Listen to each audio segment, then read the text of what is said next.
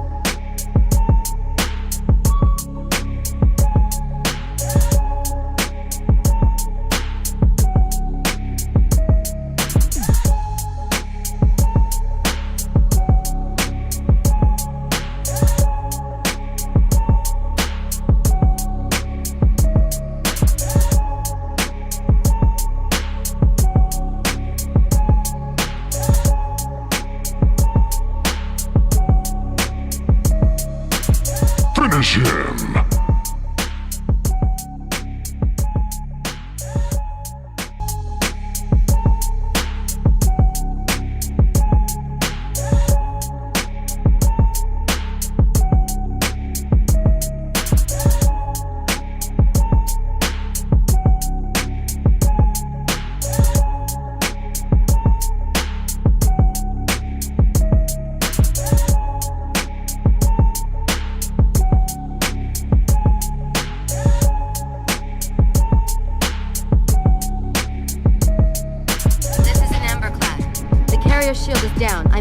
And ready for immediate assault. Negative, Commander. Not against a ship that size. Not on your own. Sir, permission to leave the station. For what purpose, Master Chief? To give the Covenant back their bomb.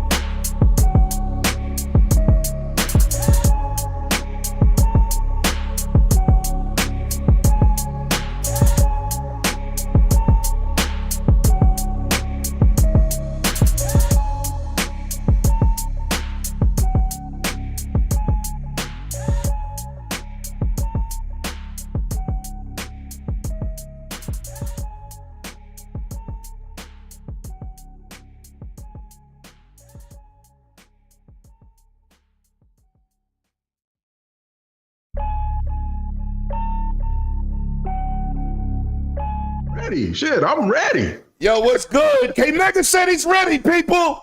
Welcome back to the Dragon's Den, man. Yo, I like to shout out my wonderful Xbox crew out there on Twitter for defending your boy. Coming to me when they thought they could kick me while I was down. Shout out to my real homies out there, man. Shout out to y'all. We got a great panel for you. It's going to get kind of spicy today, man. We still waiting on Post Up. He said he was on the way driving home, so we're going to get him in here when he drops. But let's start off with the illustrious one.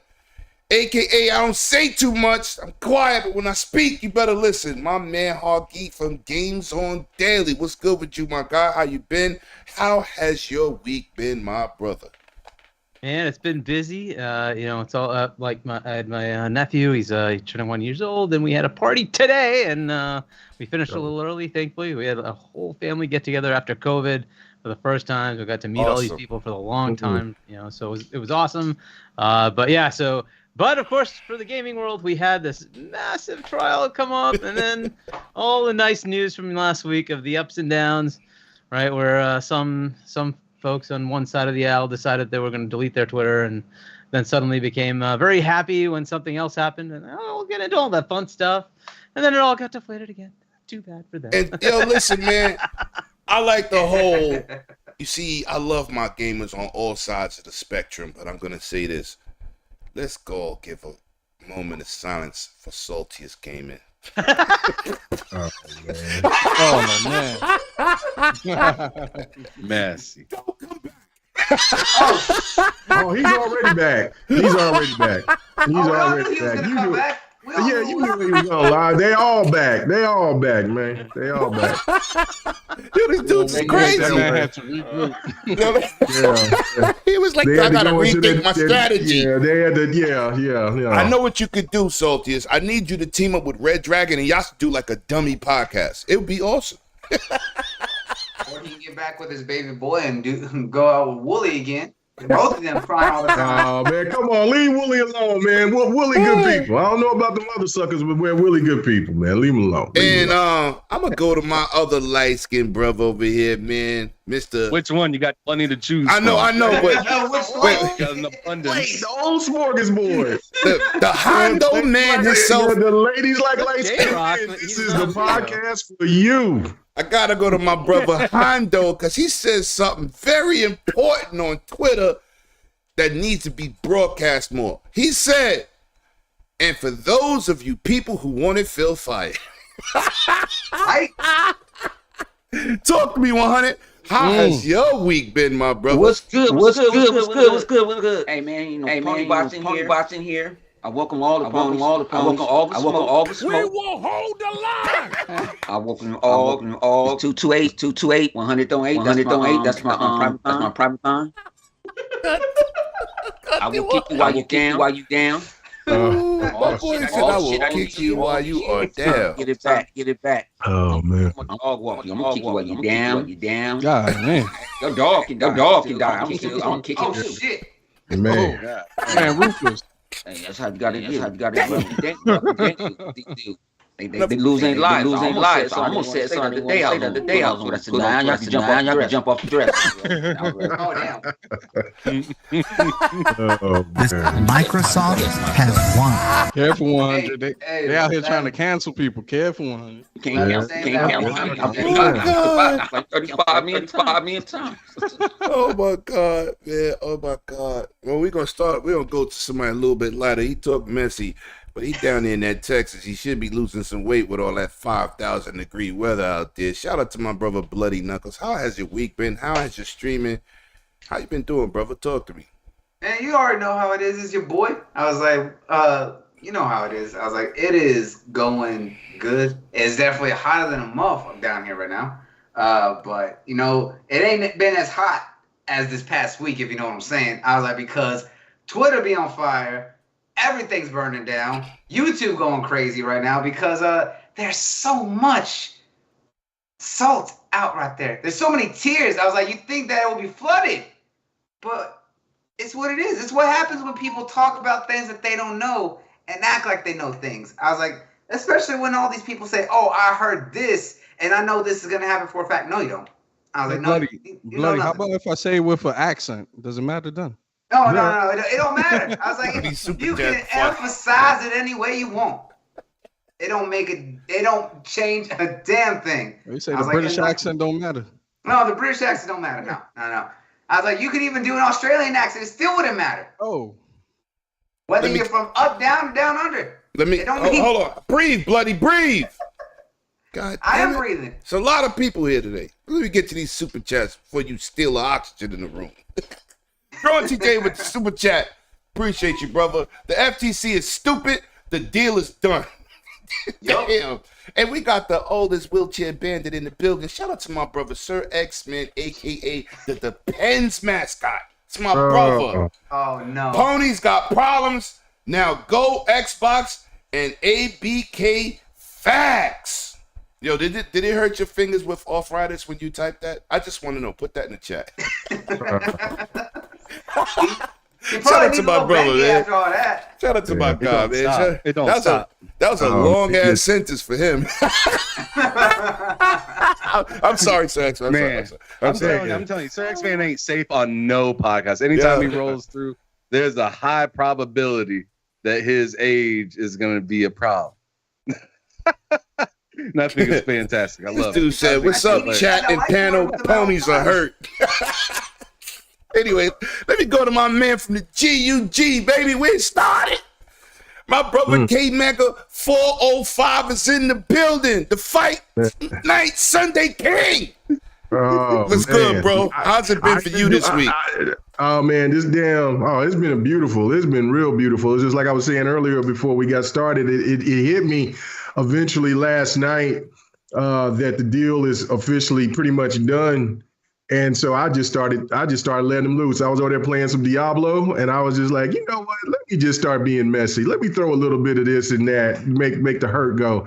But it's crazy to see the old crew, you know what I'm saying, 100 down at the bottom, you know what I'm saying, sipping on something sweet. You know what I'm saying? You know what I'm saying? Ham Solo. We got to have one lemon, Lemetius from the zoo. Oh no, my new name is Homophobic. No. True. And I can't be saying and I'm not. I got to be saying can't make it don't game. So I mean, because they back on that shit again. Look, they try to get out of this deal thoughts by any means necessary. Oh yeah. They don't. They want to divert from all of that trash that they talk. Oh God. Here's what it is, man. Let's go ahead and let's do this, man. I'm already just enjoying seeing the slander, the crying, the just everything, man. This is so wonderful, man. I cannot. You don't know how excited I am about the slaughter that's about to happen, man. This shit's about to get ugly, man. Don't let Starfield be a 90+ meta. Don't let it. Oh no. Don't let it. Oh my God. Anyway, let's go, man. Let's go. Listen, man. So we're gonna get to my man from TSWS. First of all, shout out to both of y'all for pulling up this last minute. But y'all here, man. I was expecting a nice spicy GUG last night. Then y'all both was like, nah. I was like, all right, come over here and give us the sauce. TSWS, what's good, Mr. Ham Solo? What's popping? It's so lovely, isn't it? It's fantastic. I'm feeling good, feeling really good. Did my podcast yesterday and finished my podcast, and right after it, the mail came.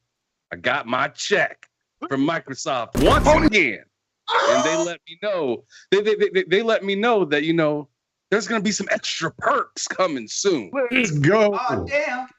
They giving out the food stamps coming soon. And they also told me not to listen to hey, man, however I get my bread, I get it, right? Oh, that's a fact. Do what you do. Food is expensive. I'll take a bonus EBT card. I'll take that. Right? Me too. I'll take it. It's like $9. Get my eggs and some bacon and sausage, and then I'll sell the rest. Let's go. Yeah. All right. But, so now, guys, I'm sorry. No, you're good, man. I'm just happy to be here. It's been a little while since the Dragon's Den that I've been on it. It feels like, I know it hasn't probably been too long, but I'm happy to be here. And bruh, I mean, like I said, Microsoft told you, boy, hey, Don't be listening to nobody out there about this deal because they don't know what the hell they're talking about. It's not even close. Watch. Satya told us way back, yo, you want to compete? Let us compete. Here it comes. Here it comes. I'm over here rubbing my hands together. Let's get this podcast started, y'all. Let's go. Okay, I saved this man for last because anybody know how to destroy the ponyverse?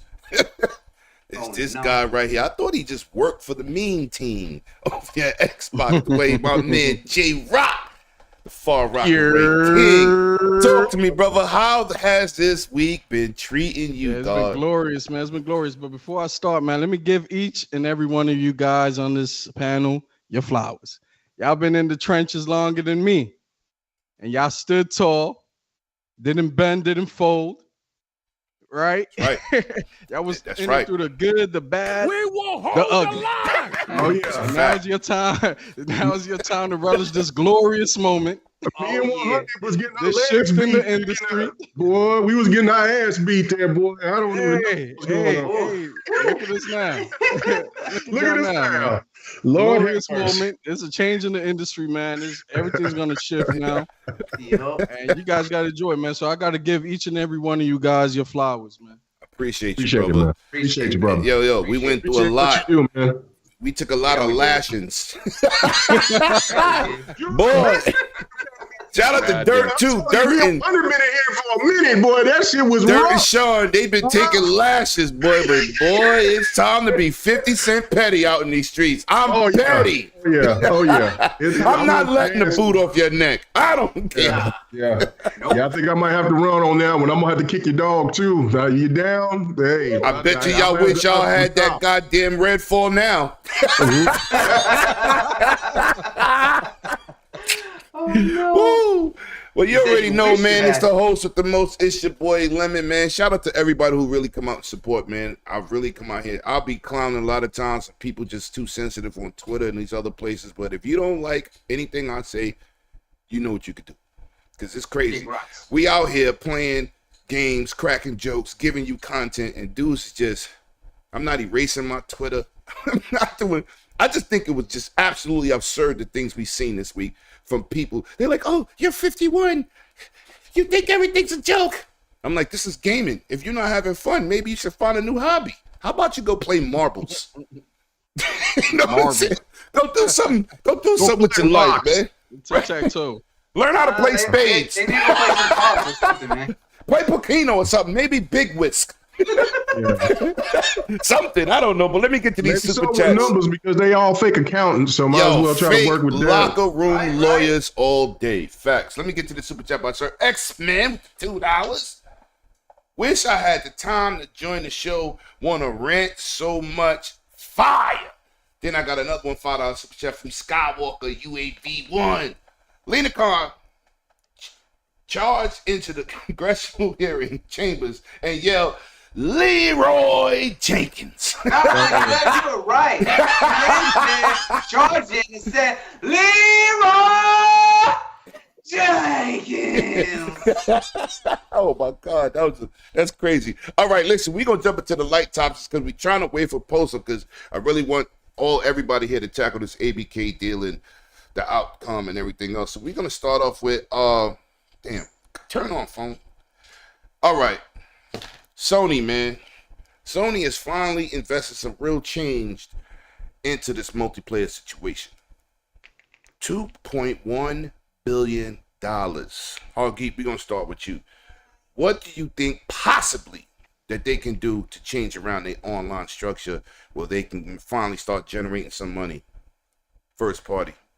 Well, I mean, they're already on that pivot, right? And the reality is, I think this was just something they had to come to the realization of. You can't just take your current studios and make single-player games, decide that they're going to make live service games with the same number of people. That doesn't work, right? Just look at Halo. It just doesn't work. Destiny works because they have like 1,000 people. That's how it works. You have to have a lot of people. Call of Duty is freaking like 8,000, ridiculous. It's ridiculous how many people they have to have. It's the same with any of the live service games that actually take off. You need a lot of people to make that content. And when what's the Naughty Dog one there? Factions. Factions failed, right? And it failed. That's why it's not coming. They realized, we need to pivot, right? If we're going to actually do this live service thing, that's a massive investment, and you need to have the infrastructure and the people to go make that happen. And if that is the direction, and that's the direction, let's face it, their last showcase, all they showed beyond the Spider-Man 2 that we already knew about was all live service games. That's it. That's all they showed. So if that's their direction, that's the Jim Ryan direction, you're going to invest a lot of money in that. That's just the way it is, right? So let's presume that the studios that were working on single-player games will still do that, but Naughty Dog wasn't. They were actually working on a live service game. I kind of think that might be the direction for most of their studios, but we'll see what happens, right? But that is going to be a shift. If that is the Jim Ryan shift, expect to spend that. And for all the Sony fans, expect to have games that come out in the 60s and the 70s, because that's what live service games do. They will come out. Some of them will hit. A lot of them won't. That's just the way it is. That's a fact. It's just the way it is. Right? Expect that to happen. Sea of Thieves came out at, was it 50, 60, something like that? Whatever it is. Something, yeah. Doesn't matter. It took time, but it's a game that like 20, 30 million players have played, right? So it's not like it failed. It got there, but it takes time, and it takes time to build that up. And games come out kind of incomplete because they're really just trying a concept. And that's just how it goes, right? So live service games, expect that. If you think you're going to get like 80s, 90s all the time, well, live service, expect it's going to be a little lower. Right. It's just the way it is. Let's hope some of those games do well. Maybe at least one of them will take off. But I wasn't impressed with anything there. Even Marathon, I'm like, okay, maybe at least it's Bungie, right? So maybe we didn't even see anything. We just saw like stills. Like I don't know. CGI, right? Well, we didn't see anything about the lead combat designer coming from 343 going to Bungie to help out with Marathon. That's funny. Yep. I was like, a lot of people were saying, they're like, so are we gonna admit that either Halo Infinite was bad with their combat and that PlayStation's okay with that, or that it was actually really good and they want that for Marathon? I mean, for everything we pile on Halo, it came out as an 87 game. That is a pretty damn good score. The multiplayer was good. The multiplayer was good. Can I say something? Let me just say this. Everything is not 80s and 90s. If a game is a 70, that means good game. Yeah. It's not. When you start seeing 50s and 60s and 40s, those are bad games. It really, like when you pass in school and you're a C student, you're 70 to 75 student, you're average. So we have to stop thinking everything's supposed to be 85s and up, because that really does not happen in the history of gaming. Every big banger is a 10. No, it's not. It's just the narrative. They just spin it and just, oh no, that game's a 75. I would never. It's like, what? That's a good game. That's how you know these people weren't gaming in the 90s, because half of those games that we all talk about back from that era were in the 70s. I was like, and we still love them to this day. Yeah. And how many people are nostalgic playing those games that were 70s, talking about, yo, this game is great. There was 70 back in the day. Yeah. Like Altered Beast. Yeah. Comic Zones. You really want to go right. Golden Axe. These are facts. You know, in Everborn world. I mean, look in your own library. You talk about how great. You talk about how great Days Gone is. It's not. It's not in even the 70s. Yeah, if I'm right. I think it's fun as hell, though. I think it's fun. No, it's a good game. I think it's fun, right? You know, it don't take itself seriously, but just the whole, if a game is not an 85, 90, it's like, oh my god, like y'all sound like y'all snobs. Yeah, and that is like, for the normal gamer, that's true. We look at the game for what it is. If it's something that's fun for me, fine, good enough, I'll play it, right? It's Sony, right? Jim Ryan has set a standard that you have to be like mid 80s or higher, or you're going to be in trouble. And that's Sony Bend was an example of that, right? They didn't come out at mid 80s and higher, and like that studio got reassigned. Hey, you go help Naughty Dog for a while. You know, you could say that Naughty Dog wasn't punished for factions, but their head just left, with just unceremoniously. So I don't know if that's retribution. I mean, that's kind of the way they work. Microsoft's the antithesis of that. Like they'll like give you every shot possible, like fix it, try to just look at Bonnie Ross, right? Versus like Sony's like, whoa, wait, your thing you were working on for a few years didn't work. Out, bye. Yeah, that's what they do. They shut down when they bought out PlayStation VR. They shut down like 4 of their companies making those launch titles. I was like, that's disrespectful. But anyway, it's a model, right? Talk about organic growth, right? Then you want to talk about organic growth. It's just like, how can you grow if you're not allowed to make a mistake and capitalize on it later? And on live service, it's like walking on eggshells. It's like walking on eggshells. Right. Let me get to these super chats. First of all, chat, y'all absolutely meeting. We got 80 people in here. I thank y'all so much because we could put on a show and nobody show up. So thank you so much for coming and supporting all of us and listening to our opinions and things of that nature. Let me get into the super chat. First of all, I got to shout out Gerald Mack, a.k.a. the advertisement of goddamn Twitter. Goddamn guy is awesome. He out there telling people what time people podcasts start, who's going to be on the channel, and the topics, and he don't even get the keynotes. Yo, dude, you do a lot of great things in the community. Boss moves, we them boys, gray beards, we outside. That's a fact. We are outside. Yes, sir. Kevin Bolden, Last of Us Factions 2 coming to a dream near you. Damn. That's messy as hell. Yeah. Then we got Dragonheart Yobi, the legendary one. He says, oh shit, 100, K-Mega, Lemon, Bloody, Ham, Solo, Hoggy, Shiny. What the is going on? Panel, it's great. Yeah, good guys do things together. Pause. All right. Yo, tackle this real quick, K Mega Man. Yeah. And we still waiting for post up. Let me see. No, it's all good. I mean, pretty much it's just what Hargeet was saying. I agree 100%. The one thing about it is it's really funny going back in time is when everybody was attacking the head of EA and Phil Spencer when they brought up about single player games and that they just don't generate a lot of money. Now, when you look at this situation, Sony is now admitting that these single player games is just not generating the money as though those games that people used to make fun of with Halo, Gears, and Forza. And now you add Sea of Thieves, you add Grounded, you got Minecraft. Games as a service is a future. And we also, something that a lot of people may not like to hear, but free-to-play games is the future. Just for the fact that while you look at the top 10 games on every console, except for Nintendo, of course, but on the main consoles, which is Xbox and PlayStation, it's usually a live service game or a multiplayer game. So again, you look at that, and Sony is looking at this, and which is pretty crazy because as much as PlayStation stands always talking. What's going on? Yeah, I didn't do that. Oh, it's I don't know whose special effect was that, but I was like, they just rewinded my boy K Mega.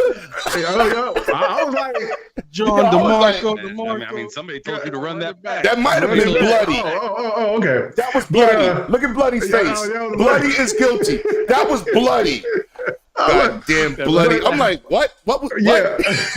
But the one thing that is, I thought he was in the club. Yeah, I was like, damn, I ain't even got dressed yet. I got to get ready to go here in a minute so I can get ready. I'm about to get it popping later on. But no, but the one thing to overall is just that it's just come to show that when people made fun of Halo, Gears of Forza, and all the rest of these games, it just shows that Sony is now seeing, it's the Sans always covered the exclusives.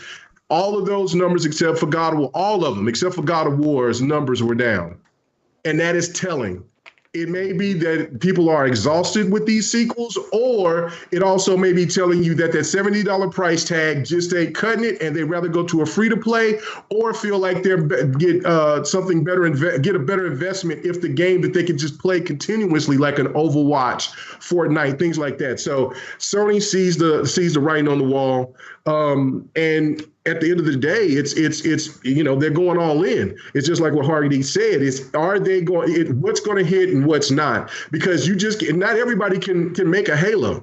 Not everybody can make a Gears, and that's the thing that Sony wants more than anything. And now, if there's one game that lands and does well, watch the Sony fan base covet to it as though they never said that live service games were trash. Oh, facts. I mean, they got a big live service game on the Switch. They do have Fortnite. Right. Yeah. They even have Overwatch too. They have Overwatch too. How are these free-to-play games sustainable if they're not charging you $70? Because they sell you everything. Oh, like don't hurt them. Don't hurt them, J-Rod. Look, I'm over $700 in characters. Sustainable model if they're not charging you $70 day one. Yeah, that's right. True. Well, yeah, I mean, he's killing them indirectly. I like that. Wait, that's what he do. Content. Hold on, content is king. Yeah, content is king. Oh, okay, all right, my bad. Right. Yes, sir. That's why dudes out here committing suicide out here. Oh man! I spent more money on Halo in the 60s. I spent more money on Halo. I spent about $230 because I see that skin. I see that. I keep my spark fresh. And when you see they're not hitting you over the head, so you can go grind out for it. I go get the battle pass. Yeah, I do. I got a lot of Spartan armor too. Facts. Yeah. I go. How many people want to say spell? How can you say people doing the same thing like I'm doing? Mm-hmm. Exactly. Millions of people. Like with Forza. Even with Forza and even Starfield. Forza, I can get in the car pack. $40. Got the same stuff in the collector's edition. Starfield. I wanted to play it 5 days, $30. Well, that's too much money. Well, that's your fault. Yep. You know. Facts. All right, let me get to these super chats before we move on. DJ Birdo. Instead of doing GLG last night, you went and got your pants off, dance off, K-Mega. You got that right. He said, I forgive you because Lena got a fire panel. God dog. Shout out to you, Birdo, for real, man. Shout out, Birdo. Drawn GJ, great panel limit. Listen, man, it's not me, bro. These dudes is amazing, man. You know I try to get good people on here with good conversation. And once again, Dragonheart, Yobi. I thought Jim Ryan was the only one sleeping with Lena Khan on the side and Dreamcast Day son. Pizza Face guy, my bad. Pizza Face guy, gotta say it right. Yeah, I started that. We got the maternity papers. He's technically Dreamcast Godfather, but it's all right. Somebody got to claim him. Dragonheart Yobi, apologies to my baby Lena Khan. Keep your head up, boo. You can investigate me anytime. I will consolidate. Oh, damn. That man down bad. Anytime. On both, we both got big noses. Let's go. Did my boy just take a shot on the den just now? Like he's taking in them beaches. Yeah, that boy. PK was here. He'll fight you for PK different. PK like Lena Khan? No, but PK's a ladies man. He be talking crazy. All right, let me get into now. What's it say? What's that say? Game Shard? Oh, man. Game Shark. Okay. Game Shark. $5 super chat. Appreciate you. Thank you so much. As much crap as they talk. Let's be country. Let you be Brooklyn. Yo, Halo Infinite is better than any multiplayer game Sony has ever produced. Thank you guys for all you do. We appreciate you, bro. Halo 5 as well. Do not forget about the mighty Halo 5. Oh, yeah, that was another one they complained about. Hashtag save lock out here. You know what I'm saying? All right. Mr. J. Rizzy, talk to me. What do you think about Sony's plans online? And will you think they'll be successful? Do you think they can pull it off? They're gonna try. I don't think they're gonna be successful though, because they brainwashed that audience, their fan base, into accepting something, and this sudden shift. Yep. I think it's gonna take plenty of years of conditioning, brainwashing, sugar cubes. Hey. Oh. No salt licks? Salt licks. Whatever horse tranquilizers. I don't know. Whatever horse treats you could give them. Carrots? You got that carrot stick? To convince them to play these free-to-play games as a service games, because they ain't with it. You know what they like. Oh, man. Oh, no. Oh, God. Let me get to this super chat. It's gonna take a mission, man. It's gonna take a little while for that. For them to adapt, right? Man. They're conditioned. And like Hargeet said, those games, not all these games are gonna hit. And that's a fact. I don't think they have the patience, right? We see it with Days Gone. I don't think they have the patience if a game hits at 70 Metacritic, right? To to invest in it for 10 years and flesh it out like a Sea of Thieves and get the 20 million plus players. I don't think they have that type of patience or money to do it. It's hard to because remember they don't got that COD money no more. Oh yeah, that's dead. They got to pay to play now. Oh yeah, no now more. We don't see the real Sony. I told you, no more 2 week in advance betas either. Yeah, no more special katanas for characters. Yo, they said Lena Khan for them smelling salts, big nose ass. Woo. All right. Let me get to Dragonheart Yobi. He's on fire today. He said, I only like her because she got the bag. P.S. 100. Fix your damn echo. Oh, that might be me. Oh. That's me. I said that a while ago. You say so much though. I was talking about echo, bruh. No, he's muted. I got him. I got him muted. That's why I said when I said anyway. Han Solo. You still look like you was frozen. Thought you locked up there. Talk to me. Online Sony $2.1 billion investment. Ham was doing the mannequin challenge over there. Remember that? I'm pretty good at that. I'm pretty good at that. Apparently, the monotoneness runs in the. Hey, yo, Hargeet, don't violate Hargeet. Hargeet, whoa! Wait a minute. Somebody came up. Wait, hold on. That thing laced with fentanyl. Guys. Yo, I'm dead. Oh, I'm dead. Yo, we got Post up in the building. Oh, hey, yo, Hargeet, I need to use that, man. I need to use that on Twitter. What's good, people? Post with the most, baby. What are we doing here? What's going on? No, we was talking about that online. As soon as we finish with this, every time, brother. We are busting him in the head with this They just interrupt you, bro. Hey, man. Hey, you the new booty. It's just gonna have you gonna have to earn your keep. Oh, he said you the new booty. Yeah, I mean, you still in Pampers, man. You growing. We love it, but man, you know what I'm saying. Everybody else is vets around here, man. So you got to earn your keep. You got to get loud sometimes. Like, hey, man, I'm talking. Who is new booty? What did I come into? Yo. No, I was trying to fix Windows. Yo, listen. Post up. You turning on your cams? Or no? Give me just. All right. Take your time. Go ahead. In full effect right now. Oh Lord, yeah, y'all ready? We going straight for the horse's throat in this one. So as soon as we get past this online deal, we gonna talk the messy stuff because I wanted to start the show the right way. Shout out to everybody that pulled up, man. Shout out to the panel, man.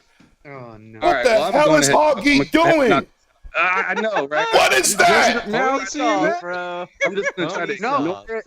You know what he's doing? He's doing a public service right now, right? He's taking care of the ponies. He's feeding them. He's making sure that they're taken care of. Let me get to this super chat while we pay attention to the horse that's licking something. I don't even know.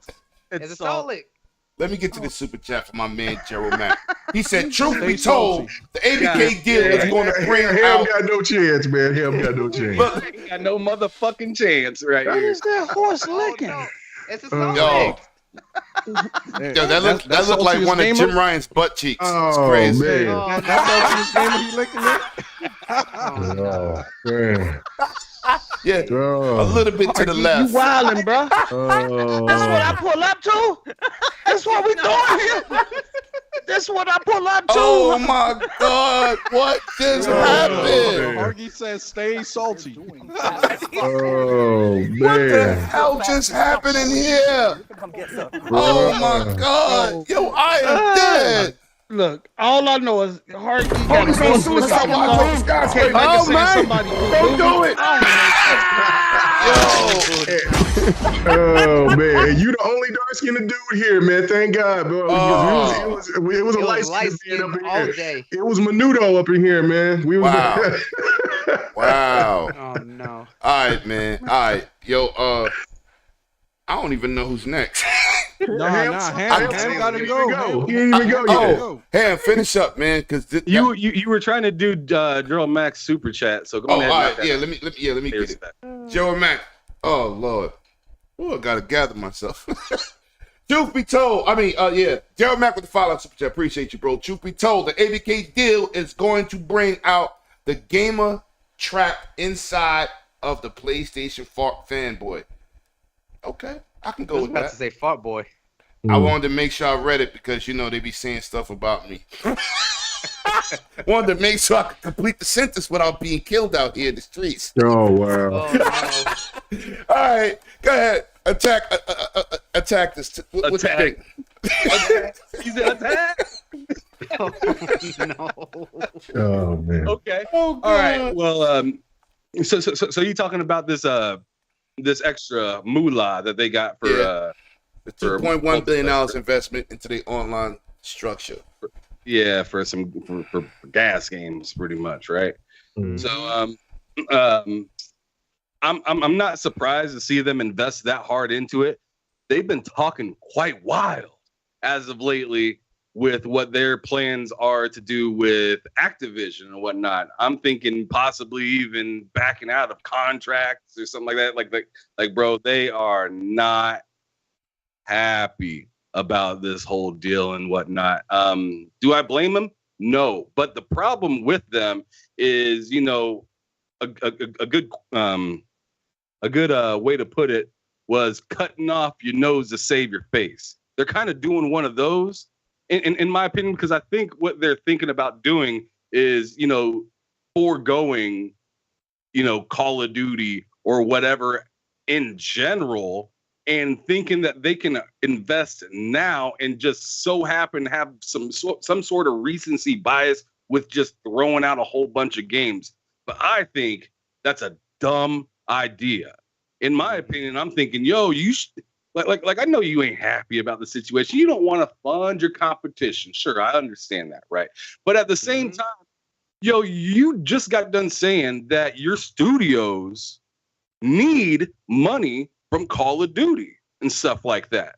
So let's not rush out, be super duper salty, not sign the 10-year deal because you're gonna get cake if you continue with Call of Duty. You just ain't getting it the same way you was before, so you're a little mad about it, right? The deal sucks compared to the last time you came shopping with us, right? Mm-hmm. But it just kind of is what it is. I hope for their sakes, or better yet, for the other developers' sakes that need that cash to put out the quality that they do, to continue on with this deal, because they put themselves in this situation. They leaned this hard on third party. Facts. Mm-hmm. Nobody told them to do that. And then at the same time, they think they can dictate the way things go. Right. You cannot dictate. You can't punch somebody. I've said this so many times now, and I'm getting tired of saying it. You cannot punch somebody in the face and get mad when they go pop the trunk. Like, bro, like, he said pop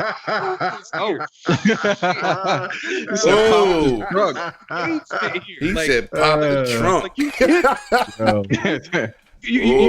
him in the face. There is no home court advantage situation here anymore. They said, you know what? Screw it. You want to play like that? Well, then I'm building my own stadium, and we're going to come out, and we're going to crush you guys. And I see there is no salary cap. Perfect, because I'm Microsoft. Facts. That's all I really got to say, bro. They put themselves in a situation where they got to do this so late in the game. Look at all the transformations they've made just in this generation. They've never moved this way. Well, they started it they started it at the end of the generations, because remember, old games didn't matter, and they hated services, and they thought that was a cancer, and they started making it. So you making a great point, Ham. Yeah, they started and games on PC. Yep. Remember, they believe monitors. What the fuck we doing? What's the conversation about? Yeah, but it started when Xbox came out. And here they come. The president of the wow, boy. What's the conversation about? What was the question? The $2.1 billion that Sony's trying to invest into online games as a service. Yeah. Oh, they behind the 8 ball.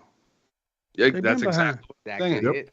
They're way behind. And although Xbox has had some, you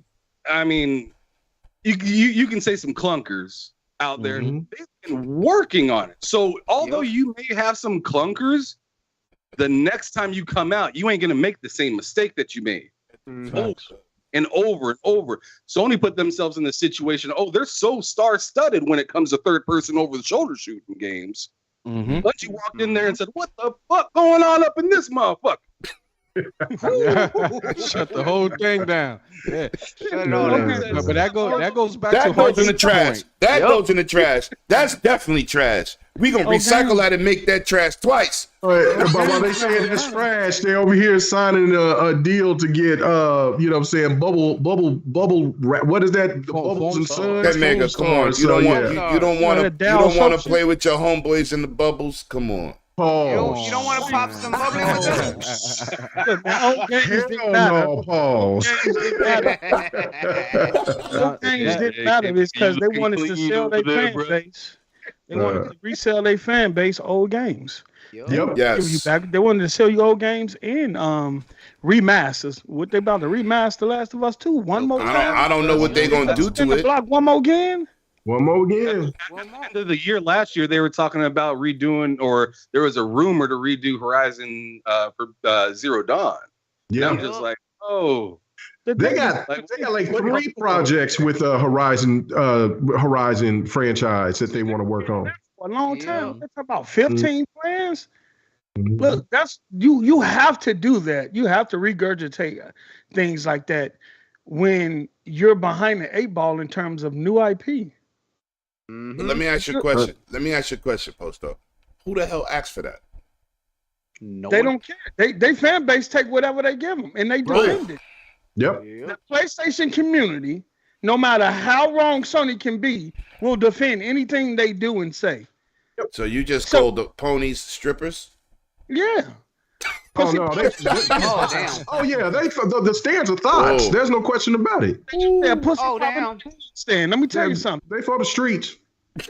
Oh shit! He said for the streets. They for the streets. This is nothing new. Microsoft been a part of games as a service. Yeah. You can go back to the 360 day. It's nothing. Just go back OG Xbox. Halo 2 was doing it. Halo 2, right? It was doing it before it became a thing. Right? It just wasn't free to play, but they've been a games of service. Yep. With every game.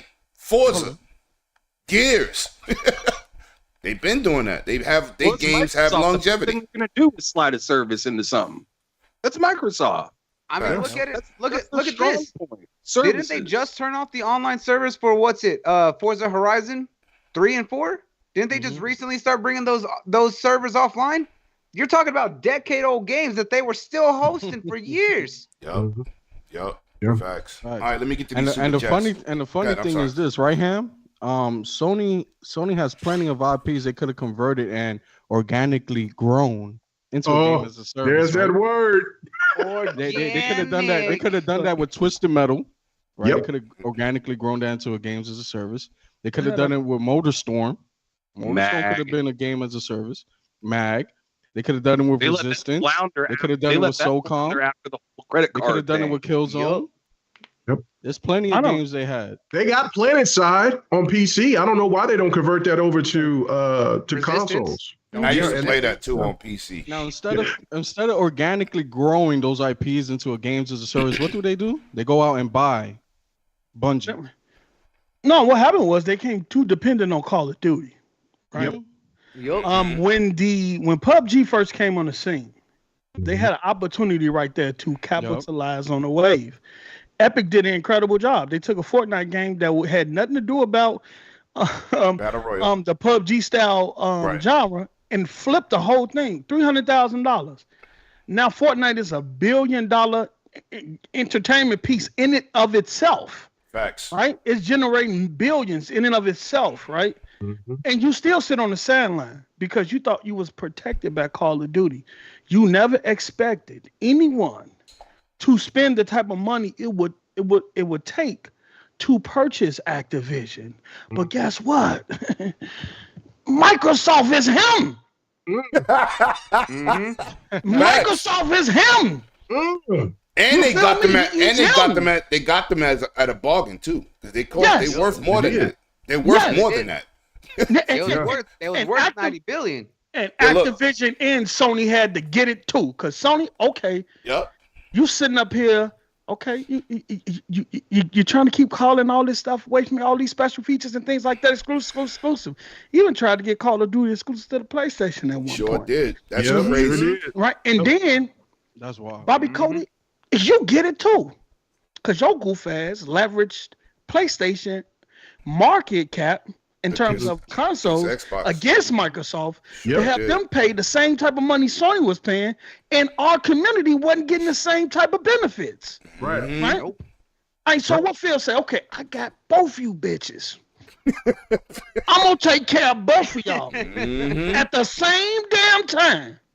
Now, Sony, we came in your kitchen, took your appliance, took your plates, your spoons. You eat when we say eat. Let's go. We feed you now.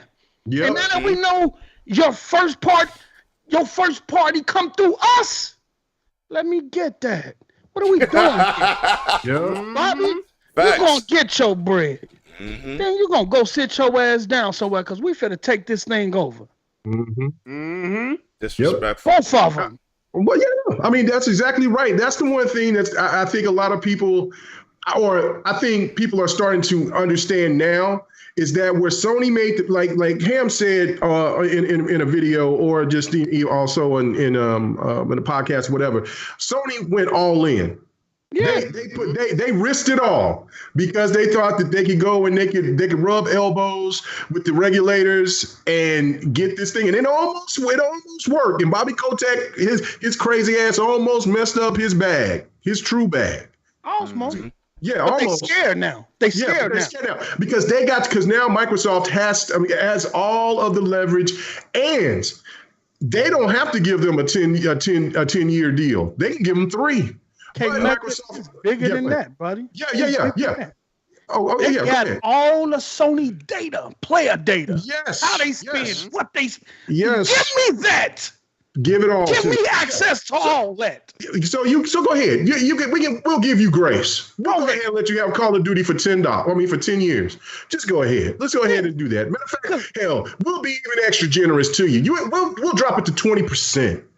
You know how much money that's going to be, and how much would be bad for them, right? Because 20% would mean they would only get 20 versus 30, right? So that's actually bad for Sony, right? So they're actually better off with not even signing a deal and just living with the way they have the current publishing. I'm at the opposite way. My bad. My math was off.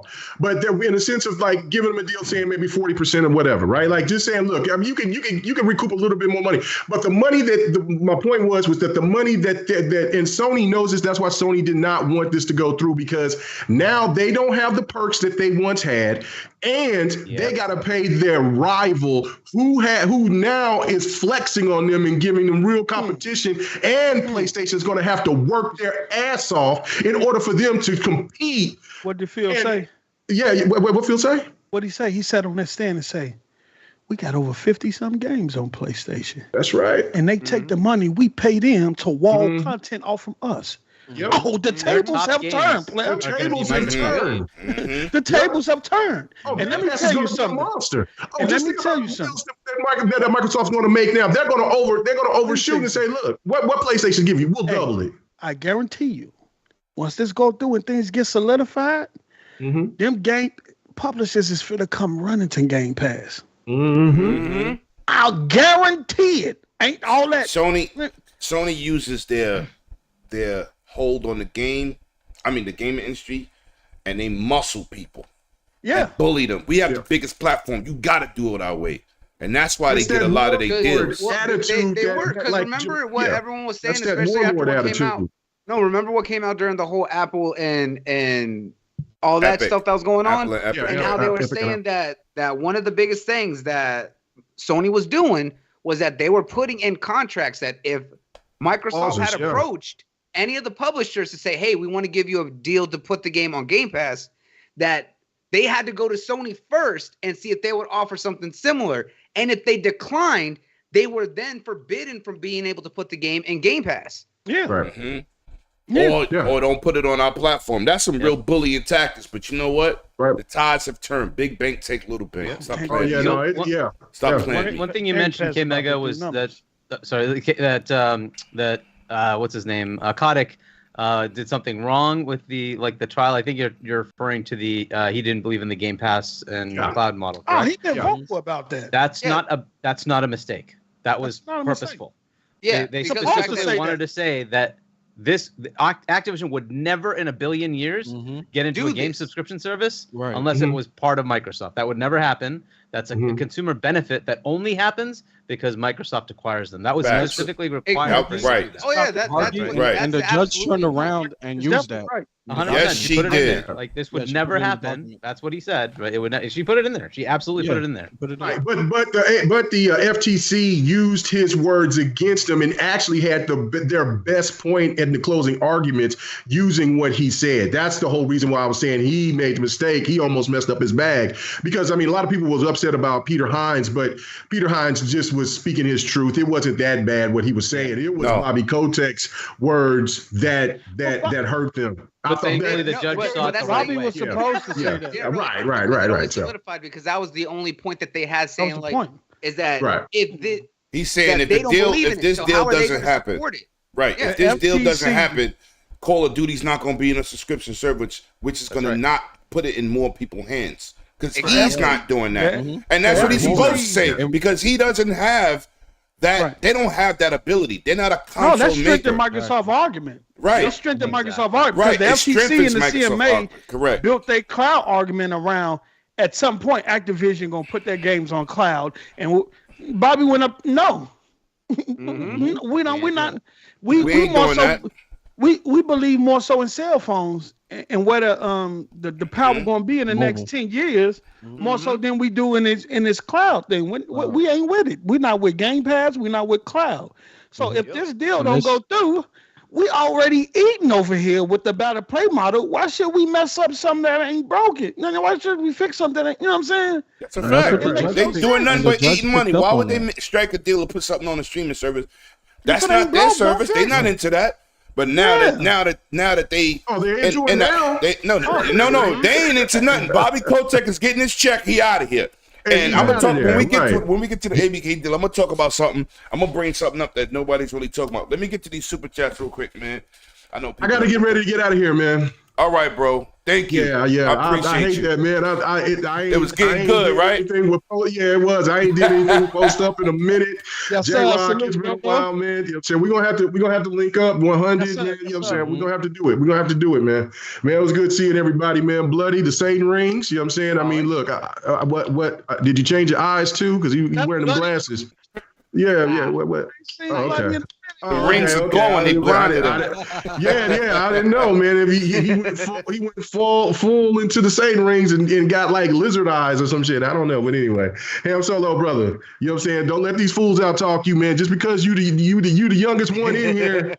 Don't let these old suckers get you, man. No, man. Everybody take it easy, man. I really do appreciate good time tonight, bro. Good stuff. I will, man. I'll probably take some pictures and let them know, like, hey, man, after I get done with this, I want to play some Diablo 4. That's what gamers do. We go party, we go have a good time, we go and make sweet love to our wives, or we find some women, and then we get to some gaming the next day, or we have them gaming, whatever the case may be. Do something to piss them off, whatever. All right, guys.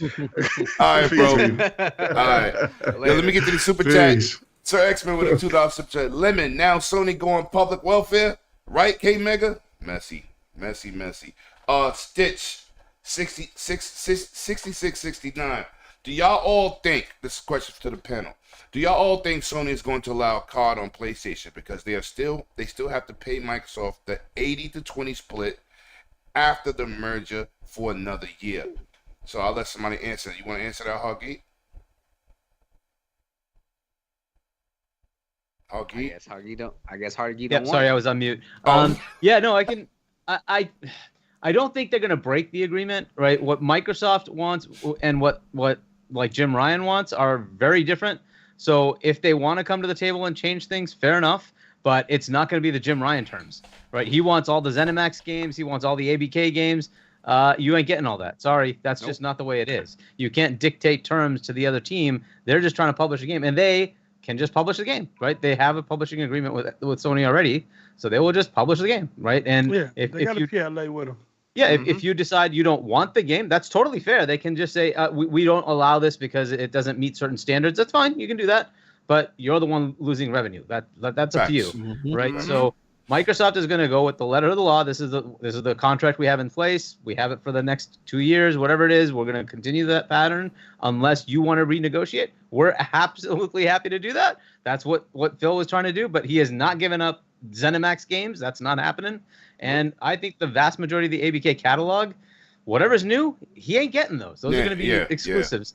Yeah. And he's not going to just sign away all of that, right? They paid $70 billion to establish the next part of Microsoft and Xbox. That's not for Sony to take everything, right? So I don't think that's going to happen. So if Jim wants to talk about, hey, whatever you have today, you can have, fair enough. If you've got Diablo, we'll continue with that. If you've got Overwatch, fine. But new games, they ain't coming your way.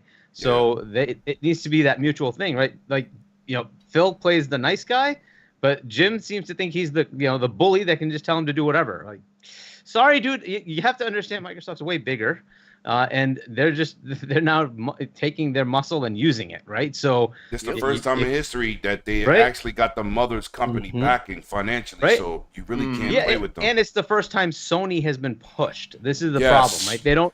They've come into a Nintendo and Sega and the TurboGrafx 16 and the 3DO. None of them had the backing that could take on Sony.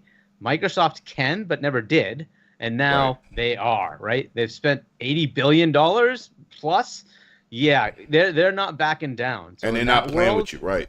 Sony now has to understand you're actually on the defensive now, and you need to deal with this massive company that's coming at your market share. But anyway, that's a whole other story. So I don't think it's going to happen because I think what Jim Ryan wants is just outrageous, right? Jim so Ryan unless Jim comes to the table and says, cool, let's change this to 70-30 so I can make more money, fair enough. Phil will be happy to sign that deal. Phil looked at that man like, is you tweaking? Let me tell you something. They don't need they don't need a contract with Sony. They already got a PLA in place. They can publish Call of Duty on Sony, whatever they want. They good to go. They don't need an agreement with Sony. The big thing here is that no concessions in the console space. That's crazy. None. That's crazy. So that says Microsoft can do whatever they want with Activision games. They are beholden to no agreement. Now the cloud thing, y'all can have that. Cloud ain't doing what it's doing right now anyway. But the console space, y'all done fucked up. Oh, Jimmy done fucked up. Now we're gonna give you Call of Duty. Okay. It gets worse. We're gonna Minecraft that thing. We understand potential of that. We're gonna put it on everything, everywhere, because we want all that money, right? Crazy. Now Amy from Microsoft, the CFO, can get off her ass about profits. About her numbers. But guess what? Activision got 4 unannounced games that's in development that's not Call of Duty. Blizzard already announced a new game. Phil already said he finna break these studios up and allow them. Do you know how much content they're about to get? Yo, their biggest problem now is when you release these games so they ain't clashed against each other.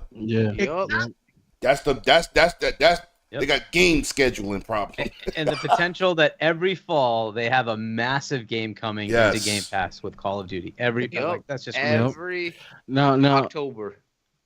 Now, Post up, correct me if I'm wrong, but didn't the judge say outside of Call of Duty, Microsoft is free to do whatever they want with any other game? Yes, she told them, which is insane. We're not talking about Diablo. Y'all made this about Call of Duty. So, for example, right, if one of the studios in Activision, right, want to create something like Rainbow Six Vegas, right, a more realistic shooter, make it exclusive. They could technically do that, right? Yeah, they can do it. They do it. Cool. Even in Europe, same thing. Nobody gave everybody who approved the deal. Nobody gave one concession.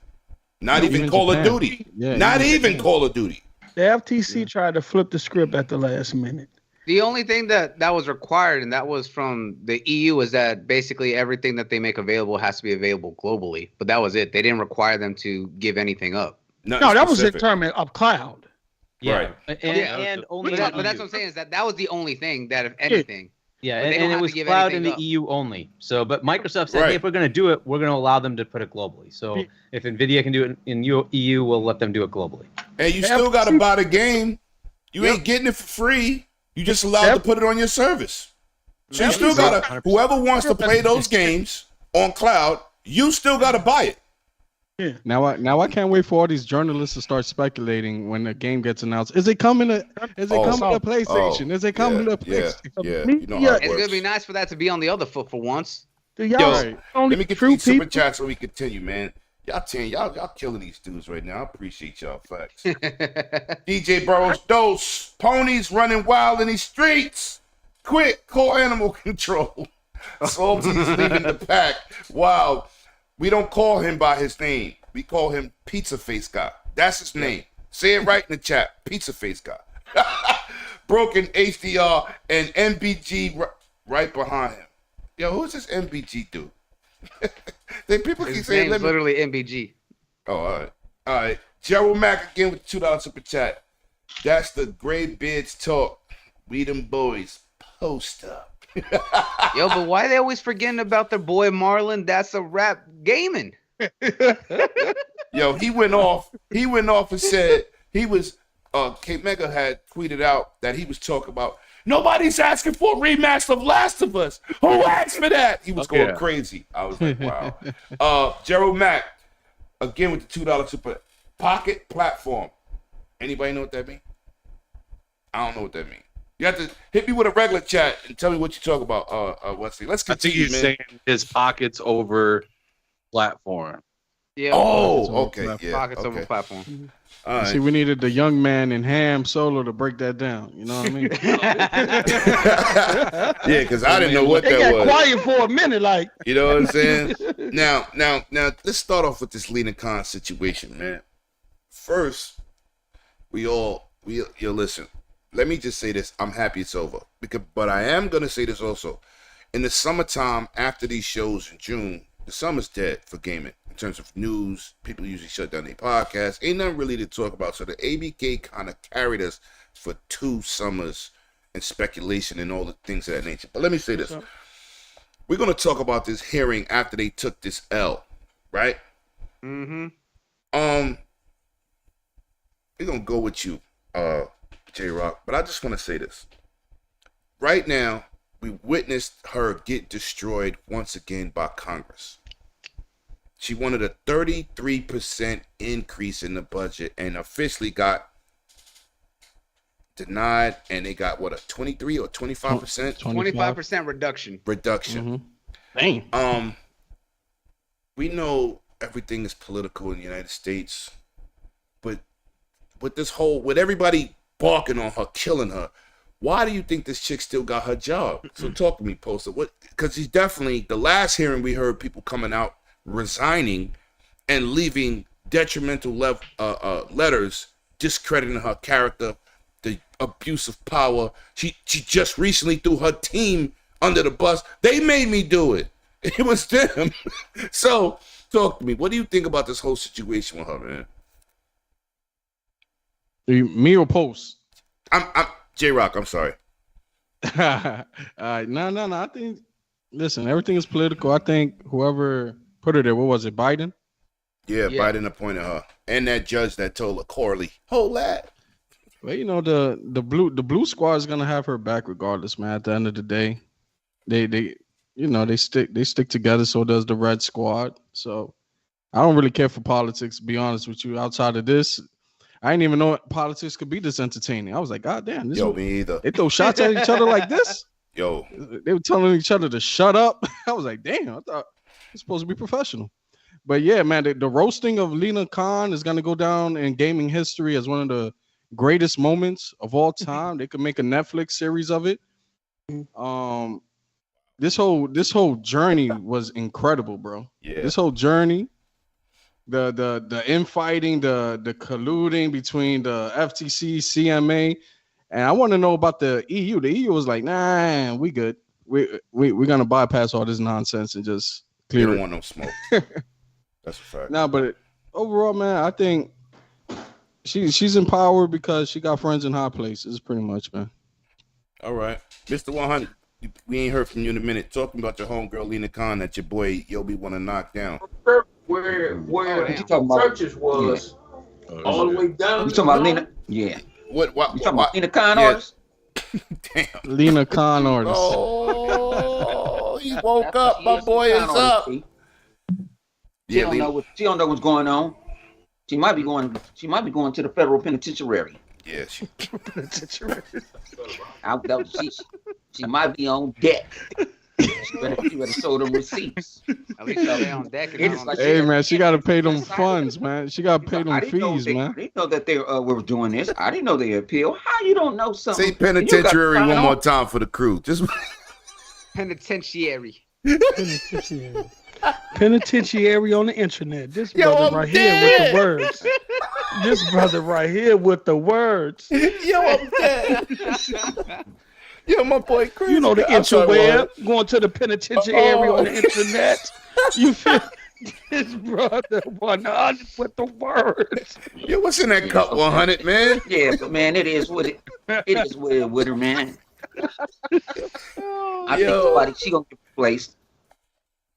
Think so? You know, yeah, she gonna have to step down. She looked like she wanted to cry the other day. That was ugly. She didn't know what to do.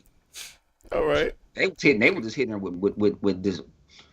With bomb. When they asked her, Lena, do you fight these cases or lose on purpose? I was like, God. Yo, when he said that, I was like, oh man, they are not holding back. And then the fact they said that you literally have a 0-4 record. She said absolutely not. He said, I can't tell from your track record. Exactly. That was crazy, bro. It was kind of hard not to feel bad for her, right? Because of the fact that she thinks she's doing something right, but you could tell that she really is over her head and that she was just trying to run to try and make a name for herself. And that's the thing that you can't do that. I was like, this is not an industry where you can just push in and think that you can take on everyone and do something just to make a name for yourself. But you know what's crazy, Bloody, is like during that whole trial, like one of her strategies came up, right? And it was like, well, we prolong it to the point where these companies just quit. And that's technically what she was just trying to do with Microsoft, right? Just prolong it, extend it. To the point where Microsoft just backs out of the deal and they're like, oh, victory. But you presented no facts. You were reciting no logical arguments. You just extending it to the point where people was just wasting money and be like, whatever, we just walk away. And two, that's the same thing that the CMA was doing. Because remember that they got called out for the fact that they was trying to ask for all these extensions for their discovery period when they were trying to make their case to the CAT tribunal. But they were said, hey, 6 weeks is not enough time for us. And Microsoft literally turned around and said, we had to do it within 2, and you can't do it with 6.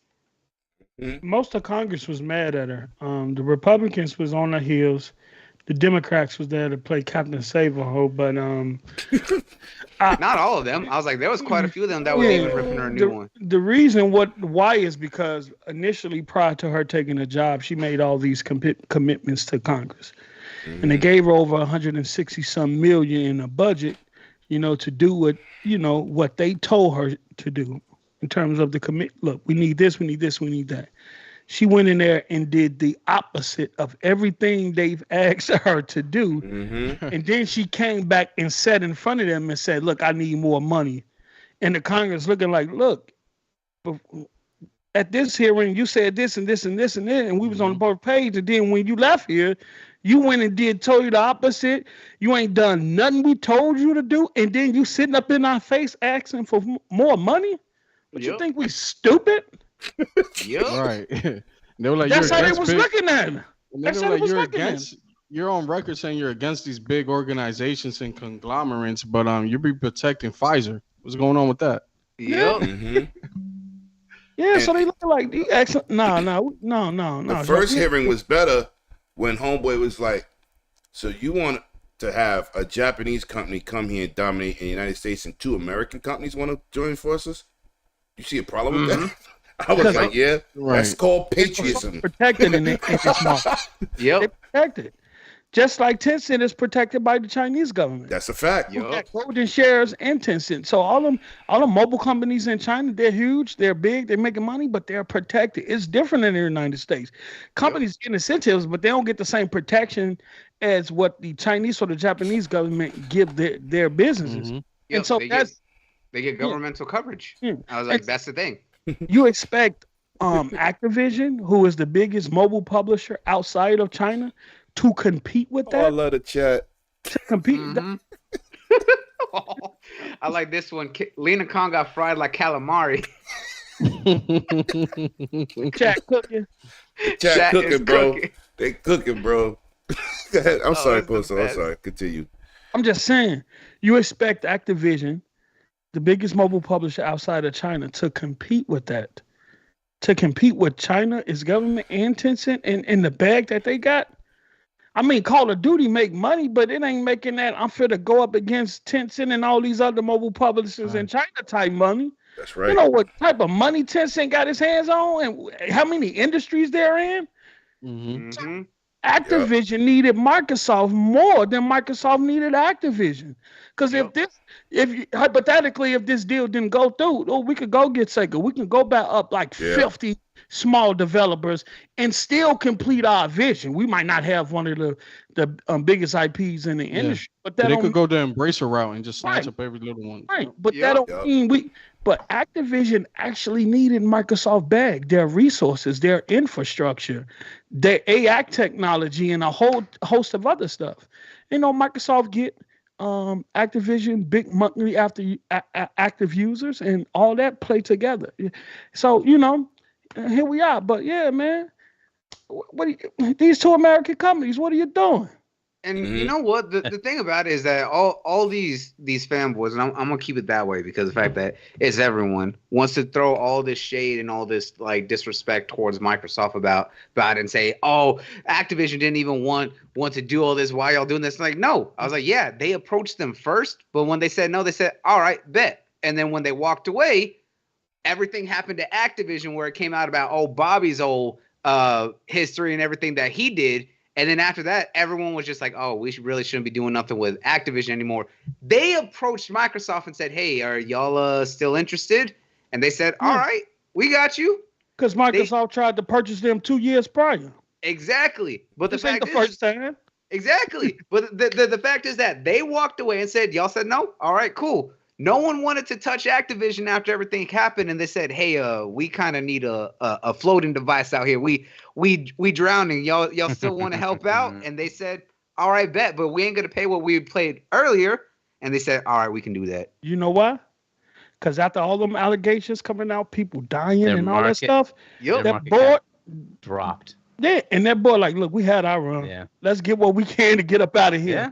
I was like, the whole board said, you know what? We don't care. They're like, Bobby's out. We'll take whatever you got. Just we had our run. It was a nice run. We had it, but let's get up out of here before this shit tank us and we can't get nothing. Exactly. They're like, right. We'll take $200 instead of no dollars. You feel me? All right, you was going to say something, Huggy? Yeah, I was going to get into the Lena Khan thing, right? So Lena Khan, look, she's an activist, obviously, right? That's kind of her thing. Yep. She did not come in here to say, I'm going to do what's right for the consumer. She's doing what's right for her ideology, which is big tech shouldn't exist, right? They're too big, they have too much power, and they suck.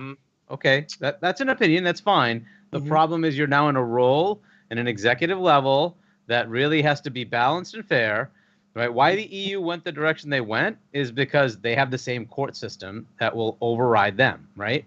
Yep. And you saw a Biden-appointed judge say, you guys are out of your mind, right? Everything you've told me is crap, and here's why, right? And this was as good as it gets. They wanted this judge. They brought it to her. That's right. The judge, they chose her. Say it again, Hargy. Hargy, repeat that for the people in the back. Microsoft wanted to go to Washington, D.C., right? That's they wanted to go to D.C. They wanted D.C. It was because of the fact that they had that establishment. Oh, let them finish, Blake. Let them finish. Yeah, FTC said, no, we want to go to Northern California, and we want the judge that's doing the gamer lawsuit. That's what happened, right? They wanted this. They got the judge they wanted, right? So you can't come up with any she had a proclivity for here where her son works together. That does not matter. They knew all of that. This is a Biden-appointed judge. This is not like some random Republican judge that's going to be against them. No. This is as good as it gets. They got the judge they wanted that's on their side, and she just outright told them, your case is crap. Now, the same thing's going to happen. They're still going to do their administrative stupidity. They're going to go through that. They're going to have to go through that with Microsoft, and it's eventually going to end up at a federal court. And the federal court is going to say you've gone through 2 rounds with an appeal and the federal judge telling you don't have a case. Why are you even here? Right? Thank you. Because in normal process, the FTC usually gives up at this point, right? Yep, they will usually just say, all right, well, the administrative process doesn't make sense. A federal judge has told us our case is stupid. So we're just going to stop. That's not where we are, though. Lena Khan is an activist. Do you think they continue?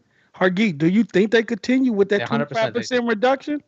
They still 100% do. She does not care, dude. The thing she's supposed to go after is when one of us contacts him and says, hey, I got called by a robocall scammer, right? And I need that stopped, right? That's what they're supposed to go after. She's taking resources from that, which is, you can see the dramatic increase in fraud against U.S. citizens, right? Once she took over, because she's going after these kind of cases. It costs a lot of money. Now, Microsoft has deep pockets. She should have known that, right? Yes, a smaller company buying another smaller company, they might not take on that hit. But Microsoft's like, yo, we're spending $70 billion with $3 billion we have to give to somebody. What are you going to spend versus $3 billion? We're going to spend half that on lawyers. We don't care. We're still going to go after you, right? You have to think in those terms. That's why the EU is like, this ain't worth the fight. Like we can't come up with anything that really substantially destroys the industry. Here's the only thing we have is cloud. Cool. Here's your honey to-do list. Go freaking go buy, get contracts with these people, and we're happy. Right? I'm glad you brought up the robocall. I'm glad you brought up the robocall in the. Go ahead, Ham. Go ahead. So what gets me about this whole thing is just like, you can tell like the way the people in the courtrooms, the last few times that she's been in the court and she's got reamed, not only are they speaking to her like you're not doing good, no, they're speaking to her like, dude, we're embarrassed to have you in this position. Like not only are you using our money, but you're showing up unorganized. You're not proving any points. You're not helping consumers. You're asking for more money on top of that, with a record that shows you don't deserve any more money because you don't know how to currently allocate your money properly. Exactly. You are straight up asking people to look into stuff with models that don't make sense at all. Models, the person, the actual analyst, the person that went to school to learn all this stuff can't even do the math. Bruh.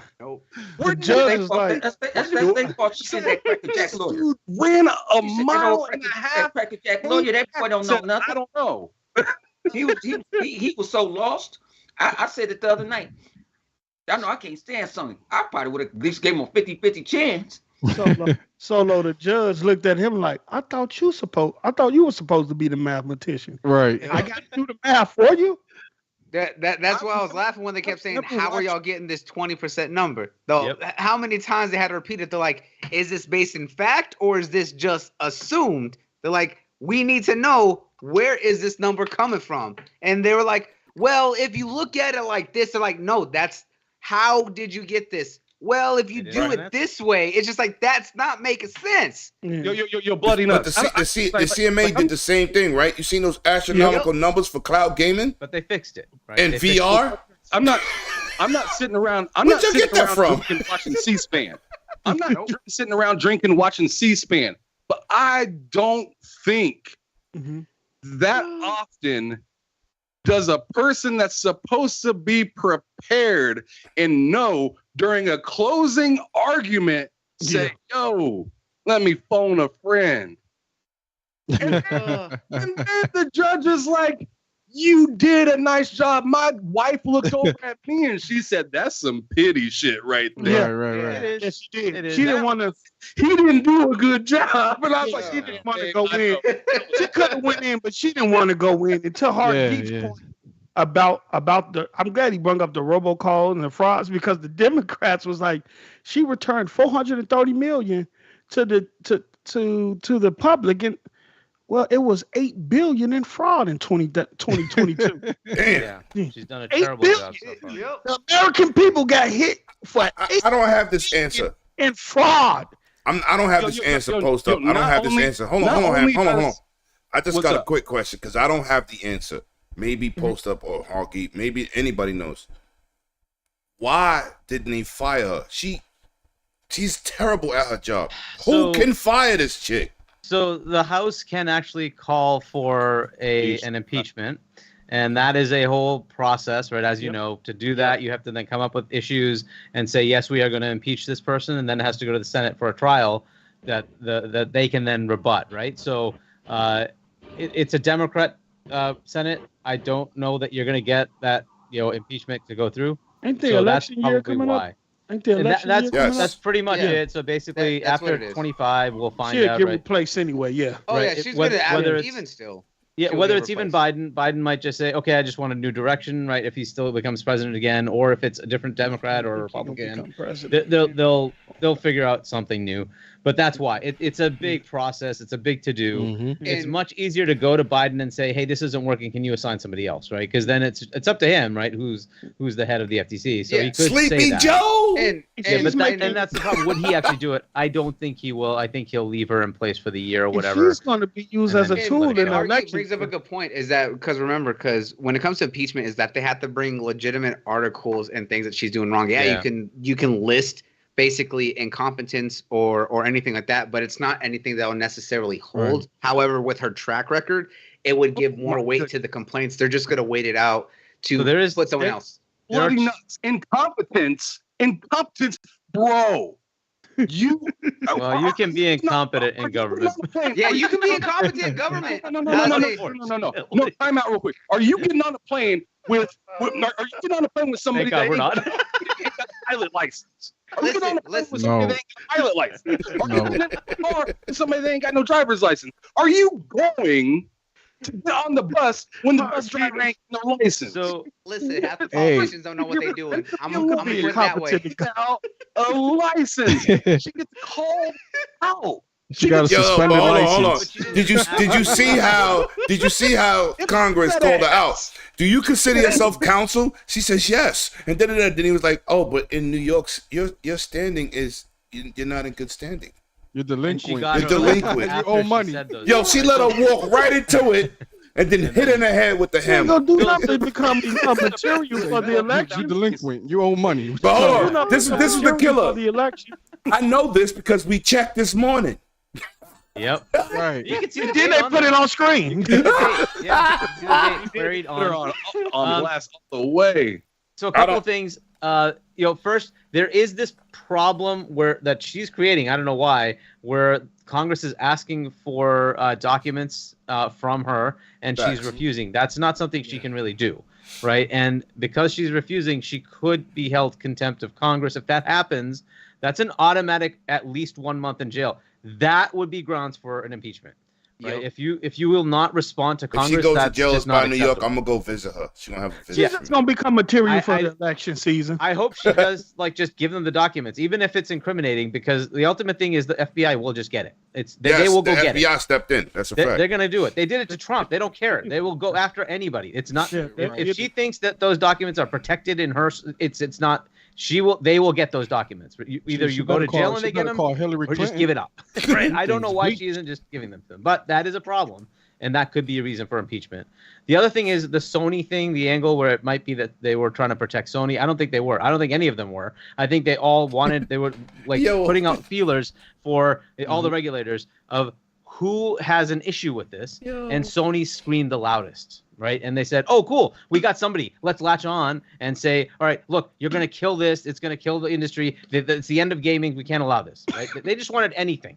They wanted anything. It's all bullshit, of course. There's no potential for that at all. Oh, without facts. It's all crap. But it doesn't matter. They wanted anything. Right. That's why when they went through these things from Jim Ryan, it just didn't add up. You're like, what does that even mean? Oh, you're trying to protect Sony here. Why are you trying to protect Sony? It doesn't matter. Right.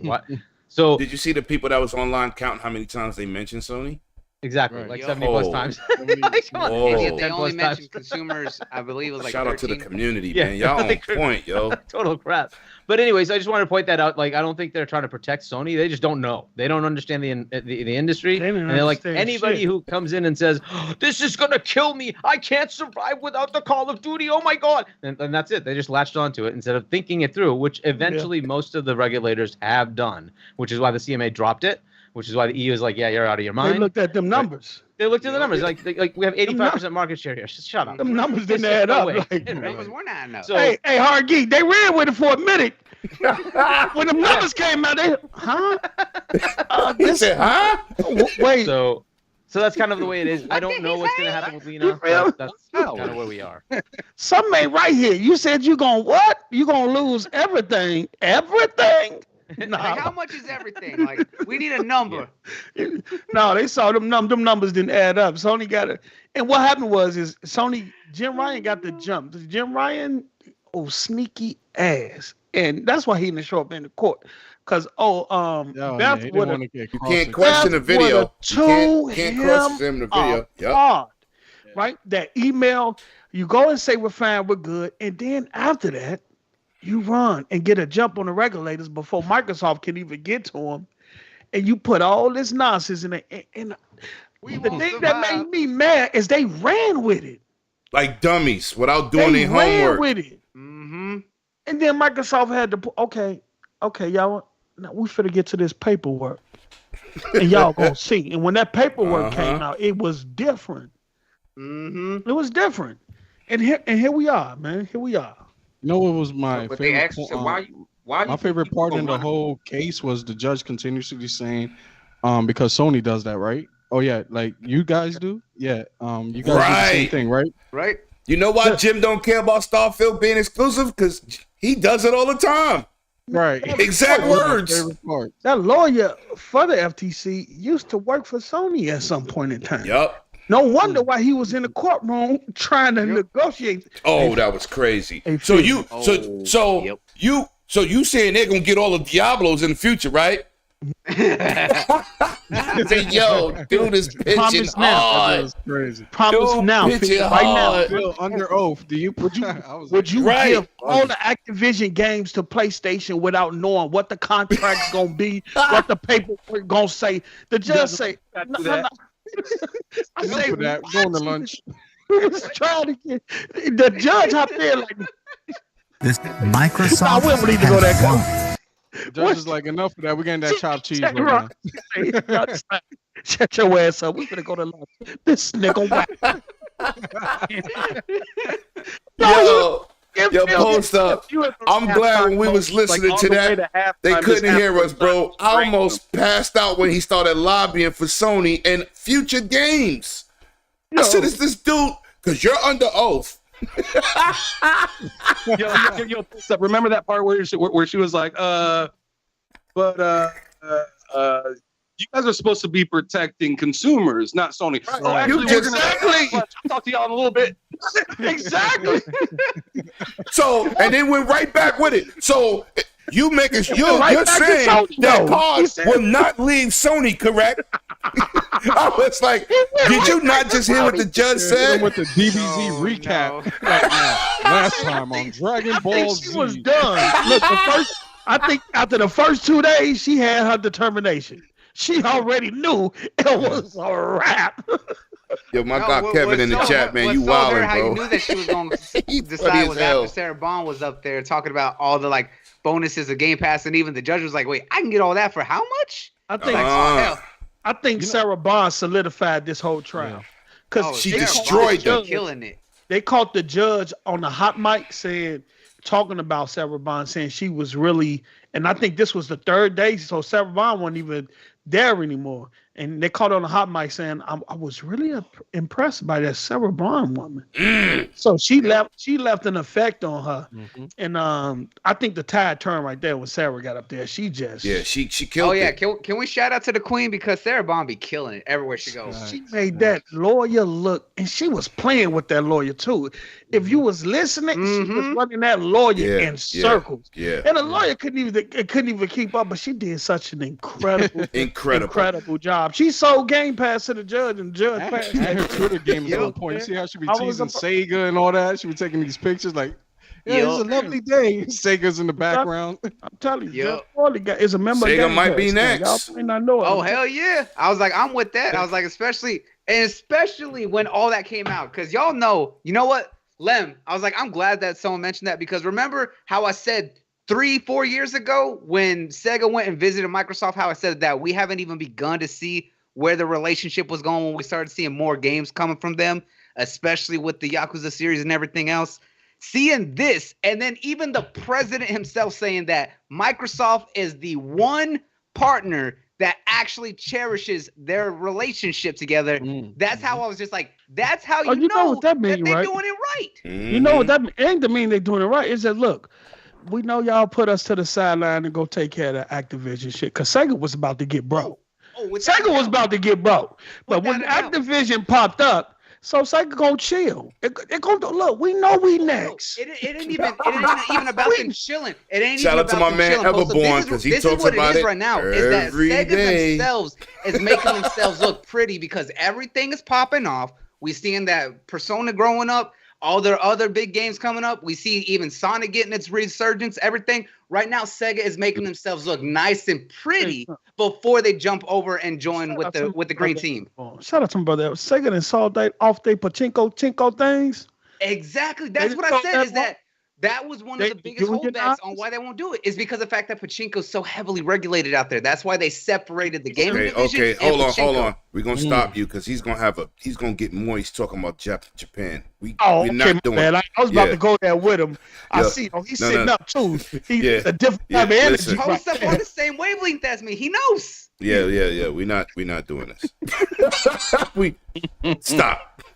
Okay, I'm gonna go ahead. Yo, Ham, you know what was crazy about the judge? Oh no. That she was able to understand what Game Pass was faster than a lot of people in this industry, right? She was like, "Oh, so Game Pass is just another way of accessing games? Yeah. So you can still buy them? Yes. Yep. Oh, that's great. Yeah. Like a lot at of people, a discount. That's what a discount. That's why a lot of people now is like Game Pass or nothing. Like we don't have the option of purchasing games or something like that. Like we're being forced into a subscription service somehow. You need a Windows key? No. It sounds like there's a reason a lot of these devs aren't being hired by big companies anymore, and why they have to go independent, because they all stupid. I mean, your understanding of the industry is what really grasps me. Like, she saw through all the bullshit. That's a fact, Spider-Man. Yeah, That's she saw fact. it. Yep. She saw right through that. And she was very balanced in her judgment, because she asked the FTC and Microsoft great questions. She did. Great questions. I thought she was a gamer at one point, because I was like, how you a judge? Well, like, not that she can't play games, but she in mind, Lemon, although she's sitting on that stage, she's still a consumer. So she's listening to this. She do her shit. Like, is this good for me? Would this be good for me if I was looking to play some game? Facts, Solo. Fact. She's going to say Huggy. You're muted, Hargy. You're muted. He said I got Call of Duty. Sorry. So one thing to keep in mind is that this judge was also overseeing the gamers lawsuit, and so she's very in tune with what this whole thing is about, right? Yes. So she already has the evidence from Microsoft. She already has essentially the FTC's case, because the gamers brought the same case. Too. She had all the same paperwork and all the complaints that came from Sony. Yeah. Exactly, right. So she's already been, analyzing all that already, right? So she kind of had a good background. Now this was just more, what does the FTC bring that's beyond the gamers lawsuit? And so that's why it appeared that she was kind of very well instructed into what the industry is, because she really was. She has been going through that for, been a year now with the gamers lawsuit. So she knows what's going on, and so she had that as a basic thing, and then says, okay, like FTC, bring up more. And what they did bring up a few more things, but they were all pathetic. They just didn't have anything behind it. So let me get to the super super about chat that real hard quick. geek, because some of the gamers lawsuit has some access to some of the same files. From exactly, Sony they do. Yeah, I mean, thank you for that. I forgot about that, bro. You remember she said, we have some gamers over here that play it for 5 hours and never touch it again for the rest of the year. Yeah. Oh, that was crazy. It was great. Exactly. That was crazy when she said that. I was like, I still can't believe. And then she was like, so if a game was exclusive and he played it for 30 hours in a year, does that make them switch consoles? I said, nope. Right. She hitting y'all in the head. Y'all don't even see it coming. Y'all don't even see it coming, man. Let me get to this super chat with one boy. Wait, I must have missed one. Did I miss one or did I? Yeah, there was two. I got it. I got it. Dragonheart Yobi. Guarantee the judge got Game Pass after it was all over. She had to hit it up, Sarah Bond, for a walkthrough. That's funny. That's crazy. Once again, my man, Dragonheart Yobi. Lena Khan ain't rocking with no Jimmy no more. She found out his nickname is Daddy what? Oh, One Stroke. Daddy One. Wow. Daddy One Stroke. Oh, yeah, you want Lena Khan bad. I ain't mad. Oh no. Better be careful. She know how to spend your money. That's facts. So let's move on, man. Let's move on. Well, if Lena played the games, you'd know that all the games is one and done, son. Man. Oh man. No wonder he's called Daddy One Stroke. Oh, it's one and done. One stroke and done. So you trying to tell me the first time he hit that Dreamcast piece of face guy was born? What is y'all talking about, man? Like, what? Listen. Oh, you didn't see what I started on the internet? I said Jim Ryan is Dreamcast guy father and Lena Khan is his mom's. It came out. Oh no. Yeah. And then let me say he got bullied by the FTC's judge's son. That's why he hates him so much. So you always gotta bring him up. Oh wow. Oh my God. Yo, listen. Oh, I'm sorry, y'all. I'm just being a little messy. Listen, let's move on to this deal being approved. He took his lunch money, Lemon. Give me that. No, they was cooking, but he didn't realize he was cooking his own mom's. Oh, run them sneakers. Disrespectful. What size are those? Your size. Yo, listen, man. So now let's get into what happened this week. This deal has been approved. Lena Khan got crushed. She's been denied her appeal. So now, panel, what is the future holds for these deals, these games, the secret games that they said they had being made, and give me anything that y'all think the next situation might be for Microsoft and what it's going to entail for them to keep the success, because they could have 1,000 studios and just ruin everything, correct?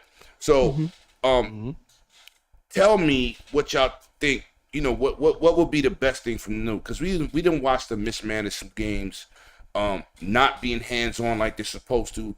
Like, if you're going to spend my money, I need to see what the hell you're doing type attitude. I think they need to approach it more like that instead of just giving people free budgets. Free reign. Right, to do what they want. So, 100, talk to me. Let's start with you. You've been quiet, bro. One is, they ain't buying nothing no time soon. If it's a crackerjack little indie studio, they ain't buying. It's going to be something. They got everything. They rich. The rich got richer. They rich. They rich. The rich got richer. They ain't got richer. You got too many studios. This is. I know people don't want to get. No, it ain't enough. Let's go a year and a half. Ain't going nowhere. Let's go build partnerships. Let's throw some games in Game Pass and let's do all that. You know what I'm saying? Don't go try to go buy nobody for right now. You get the ultimate jackpot. You got the golden goose. Post up is like that dude in the back. Watch when we get to see you. It's going down. Enough. So you yo, J-Rock, hold his chin up while I knock him out. Oh no. and all these people, the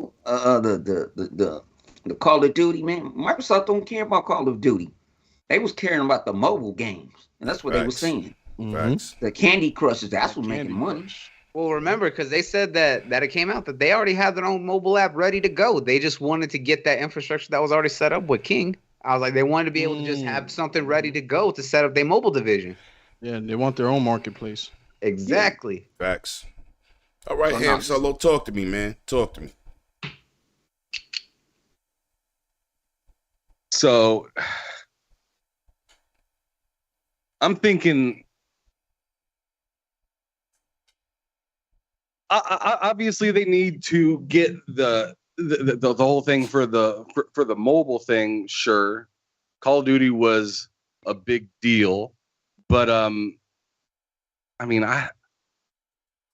don't know, bro. As for what they should do with them, yeah, what you think the future holds? What you think they, just in general, like. I mean, all in all, I think. Like if I were to put myself in the shoes and say, you know, how am I going to push these things, or how am I going to allocate these studios and whatnot? I definitely, first of all, want to think about why they went up for sale in the first place, right? So we need to get that figured out. The whole in-house thing, we need your in-house to be like our in-house. They already had this. Remember, soon as they said they was going to buy them, they already had a chain of command already. Who gonna do this? Who gonna do that? Working on the unions and stuff like that. Exactly. So they're already working in that direction behind the scenes and whatnot. But to solidify that is obviously a big deal, because although they were working on something with, you know, Activision, Blizzard in the future, possible what is it called, unions and stuff like that, they paid so much attention to that stuff. They paid so much attention to Starfield, Redfall. So I mean, something just kind of got to give, and you kind of, I mean, once you get that level of studio, you're getting a ton more people, but you're getting a ton more people into a business that does not play that way that they previously played. So it's really going to be interesting to see how that goes. I'm really excited. I'm actually kind of interested to see how the whole mobile thing goes, though, to be real. Because as of right now, I don't play nothing on my phone unless it's cloud gaming when I'm out of town or something like that. So to see that get bigger and better would be super duper dope. But all in all, what I would love to see at the end of the day is each place just working harmoniously, and see developers like Raven and Toys for Bob and stuff like that working with working with the games that they want to work on, instead of hurry up and rushing out with the next Call of Duty. We already heard them talk about last year how they want to, you know, make Call of Duty every 2 years, every 2 years and whatnot.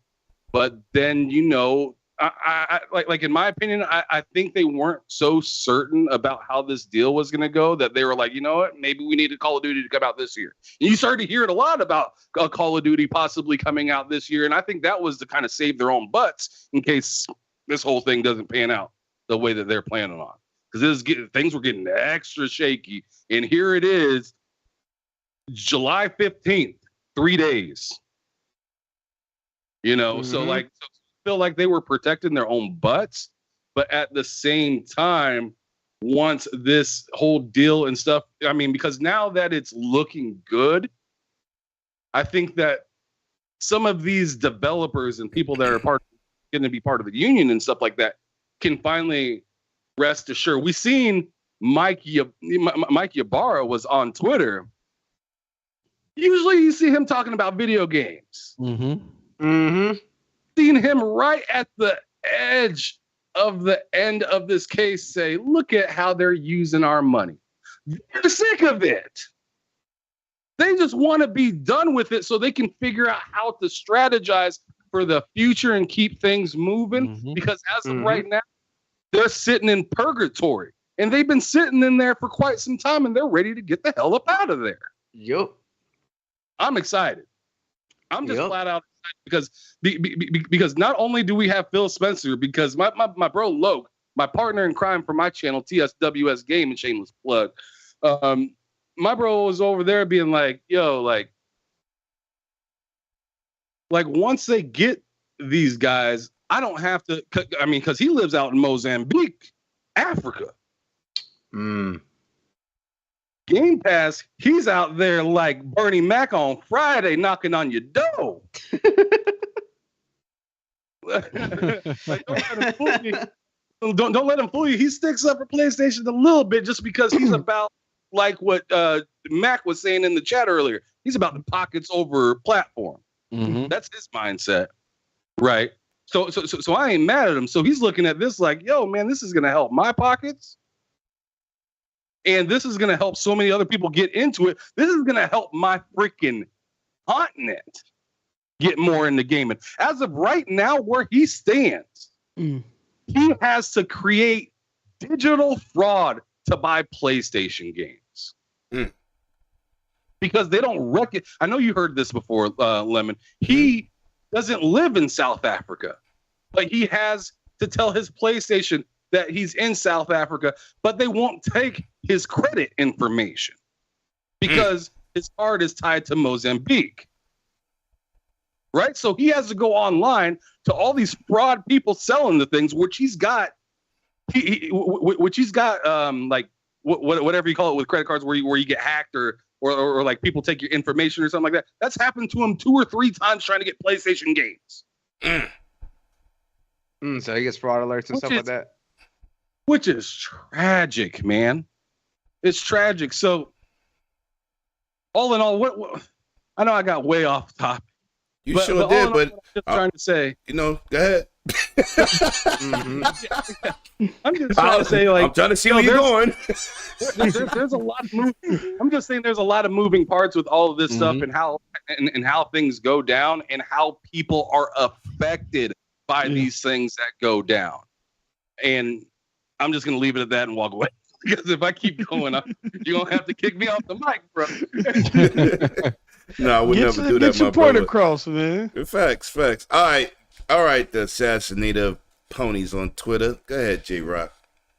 Well, I'm gonna keep it short and sweet, man. I just want them to use this new source of funds to crush the competition. Pretty much, man. You like my man Poster over there? Kill him. Kill him. But also give me some of those old IPs, man. Renew True Crimes. This Give me Microsoft some True Crimes or has something won. like that. You know what I mean? Give me Prototype. Since we fiending out here for superhero games, give me a Prototype game. Wait, hold up. Yeah, I know you saw it. Yep. Yo, wow. Yo, I can't get a shirt, G. I can't get a shirt, Poster. Oh, I got you. Don't worry about it. I got you. Poster got the shirts popping. I got Oh, man. Yo, Hog Geek, talk to me. What do you think about the future? Where they should go? What you think should be next, man? All right, so there's several layers of this, right? So first, they're not done, right? So the ABK thing still has to go through the CMA, right? We still have that process to go through. Potentially, it looks like they already have a deal. Otherwise, Microsoft would be ill-advised to change the CAT tribunal process, the competition. What is it? The trial that they're going through. Yeah, they wouldn't extend it if it's at risk.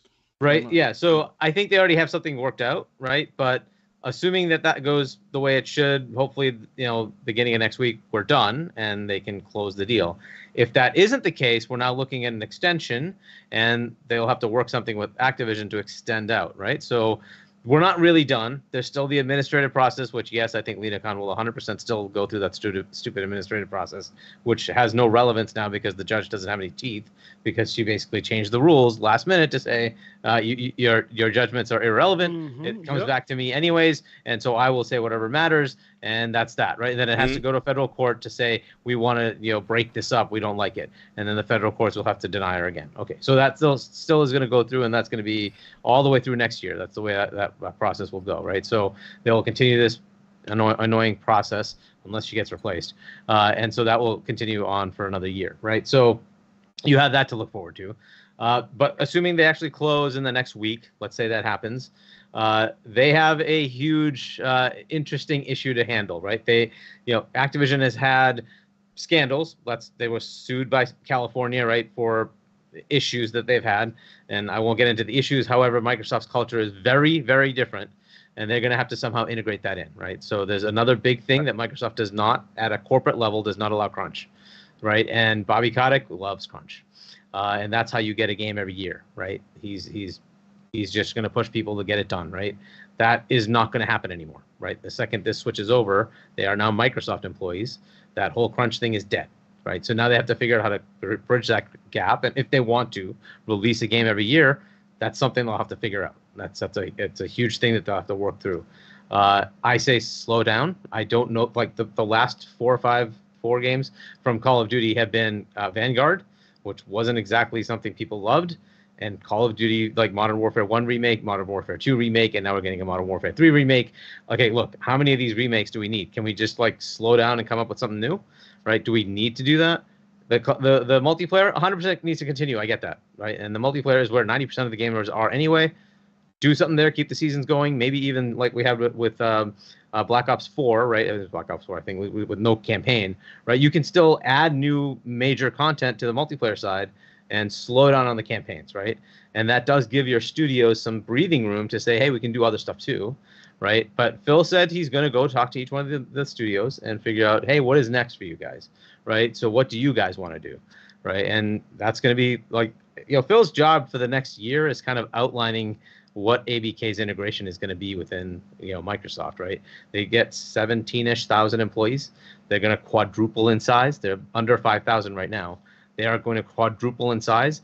That's no joke, right? Now it's Microsoft. They have like over 200,000 employees. They know how to handle a lot of employees, but Xbox doesn't. And Phil is going to have to figure out how he's going to talk to all these folks and make them part of Microsoft. Might have to put teams in place overseeing this stuff. And that literally is what was going to go next. Bobby Kotick. What happens to Kotick? I think Kotick stays for a bit, but there's going to be a shadow person for Kotick that's going to be put in. There'll be a new role, sub-president, like vice president, whatever it is, that's going to be put. And it very well could be. It could be Sarah Bond. It could be somebody from Microsoft corporate, right? That's what I would guess, that goes in and says, I have two jobs. Figure out how to run ABK and bring Microsoft to ABK, right? And that's going to be the HR process. If there are issues, they're going to fix all that, right? That's going to be the thing. It's not going to happen immediately, but those issues that people have had, the culture issues, they will take some time. It'll take a year or two. They will run through, and that'll be that person's job. That's why I like Sarah Bond. That actually is optics. It's a great idea. Mm-hmm. It also gives her 3/4 of Xbox to go run as a potential for like a decade from now when Phil goes away. Hey, you can now take it because you've done it. You've done the biggest chunk of Xbox. You're running it, right? So I think that's something they have to work out soon. They probably have some ideas already, but that is going to be one of the things you see. And Bobby Kotick will phase out in the next few years.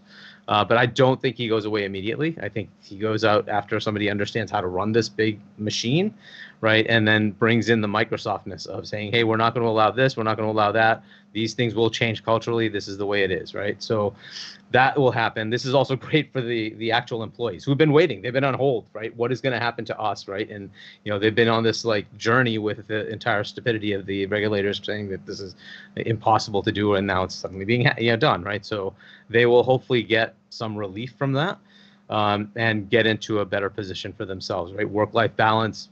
Bobby Kotick, I'm pretty sure, is you have to come on-prem, right? You have to work on-site. That is not Microsoft's way, right? Microsoft is like, hey, if you need work-life balance, you need to work off-site, that's fine. We'll let you work remote, right? So they're very different. This is going to be a big shift. And, it's great for those employees. Hopefully it'll be good for us as gamers. You might have to wait longer. I'm just saying that's just something to keep in mind, right? That's one part. And then you have what do they do with the next set of M&A? Like, understand that, like, M&A is not going away. They have a whole group whose job at Xbox is M&A, right? So they are going to buy somebody else. That's going to happen. Satya Nadella told you that. Phil told you that. It's going to happen, right? So are they going to slow down? Nope. They're going to go buy smaller things and then work on, and I think it's Sega. They're hinting at it. It's out there. We got the leak, the paperwork, right? We got the leak that wasn't supposed to be for our eyes, but we got it. They're getting Sega, guys. Just it's happening. Sega's already structuring themselves to be able to do that. It's happening. I can't see it's not happening. It's going to happen. The response thing from Sony is the interesting one I keep hearing about. Should Sony go buy whatever they want? Or first, they opened their mouths and started snitching. So they brought attention to themselves. They decided Nintendo does not compete with them. That makes them a monopoly. So now they have to contend with this, right? If they want to go buy somebody, is the Japan's FTC, are they going to say, oh, you have 98% market share? Yeah, why don't you go buy somebody else? Well, you can't. You have to say no, right? They are outright a monopoly. In their mouth. Right? By their own definition, right? If they just shut up and said, no, we compete with Nintendo, that problem goes away. They decided to say, no, Nintendo does not compete with us. We are in the high-end console market, and there's only one competitor, it's Xbox. Well, okay, right? Okay, in the EU, you have 85% market share. Good luck buying somebody. I just don't see that happening. Now you're going to have to contend with your own words. They should have left Nintendo in there. They are so screwed. It's a console. I don't know how they skewed wouldn't. the numbers. Exactly. It would have skewed the numbers. It would have given them That's ability favorable to buy to stuff. Xbox. Yeah. So I don't know. Like if I'm looking forward, I say they're in trouble, right? The other thing you should see is regulators around the world saying, hey, now that we've analyzed this, we understand Sony's practices are anti-competitive, and they have way too much market share in most of the world. That should be something we regulate, right? That is not what you normally go after these folks, right? And this is the biggest entertainment vector in the world. Everything else combined does not, beat out video games, and they are a monopoly in that space. Hargate, I want to ask you something, Hargate. You bring up an interesting point, but is the reverse possibly true? Meaning that, say, Xbox, right? They get the acquisition, they fulfill their promises. 4 years later, they want to buy another publisher, and they say, "Well, look at Activision. We COD is on all platforms, even more now. We gave it to GeForce. We fulfilled all the oaths. We set it under oaths. Everything was fulfilled. Does that make another acquisition now easier for Microsoft? I think a Japan acquisition is extremely easy for Microsoft, and it's a very simple one. We have 2% market share. Tell me why I can't try to increase that. Like no regulator in the world is gonna have anything to say, because what could you say, right? You have 2% market share. Not only that though, Sega won't be 69 billion. They'll be anywhere from 3 to 4 billion. Exactly. You know what it's I'm saying? Gonna be much smaller. No more than 5, but they somewhere up in there. It's gonna be much smaller. So. Yep, and again, they just the market share just dictates. This is the only way they're going to make any noise, right? They've tried for 20 years and they've gotten nowhere, right? So if they're going to make noise, it's going to be, hey, we just got to buy somebody and try to make that noise.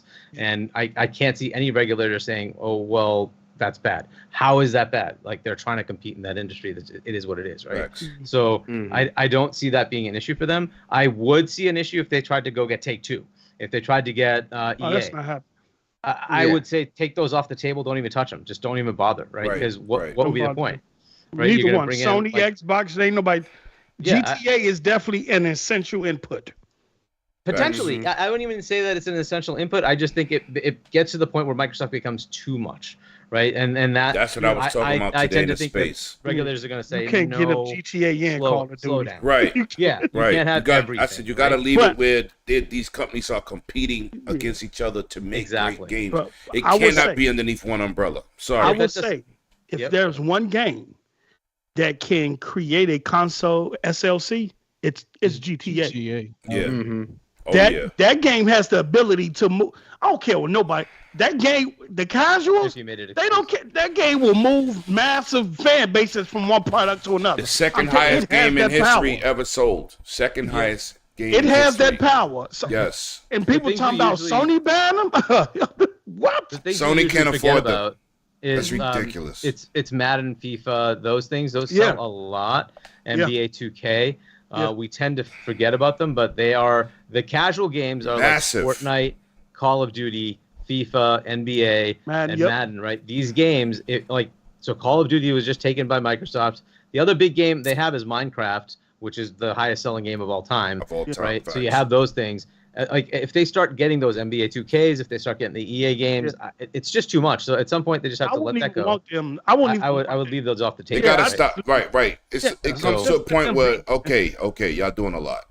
Exactly. Right? Yeah. So don't buy everybody. I think they've got the revenue down now, so they're going to be good with revenue as far as ABK. Then there's the whole mobile aspect. I'll get to that in a second. But then as far as Japan and Asia, that is one of the areas they wanted to focus on. They need to get something else. This helps, by the way. A lot of people in Asia do play ABK games, but they need to go get somebody from Japan. I think Sega is going to be the one. Square should have been the one, right? But Starfield came up and they tried to get Square.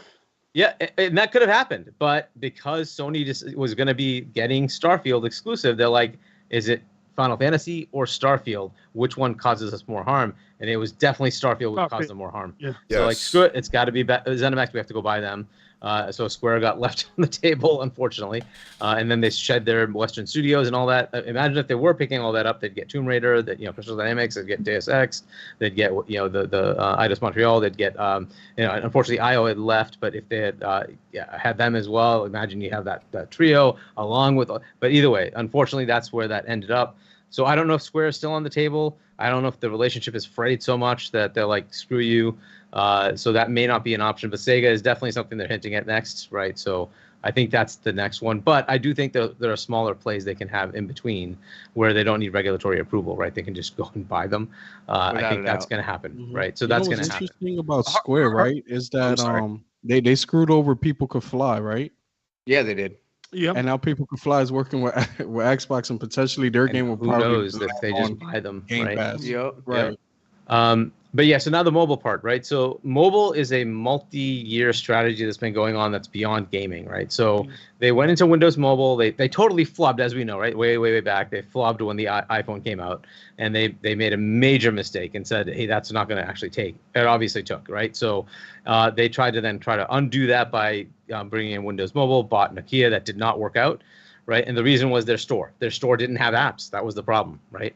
Slowly but surely, they've been working through how do we get rid of that problem, right? Part of that is to create a store, and now the EU has already passed a law that says iOS and Android have to allow these third-party stores, which includes Microsoft Store.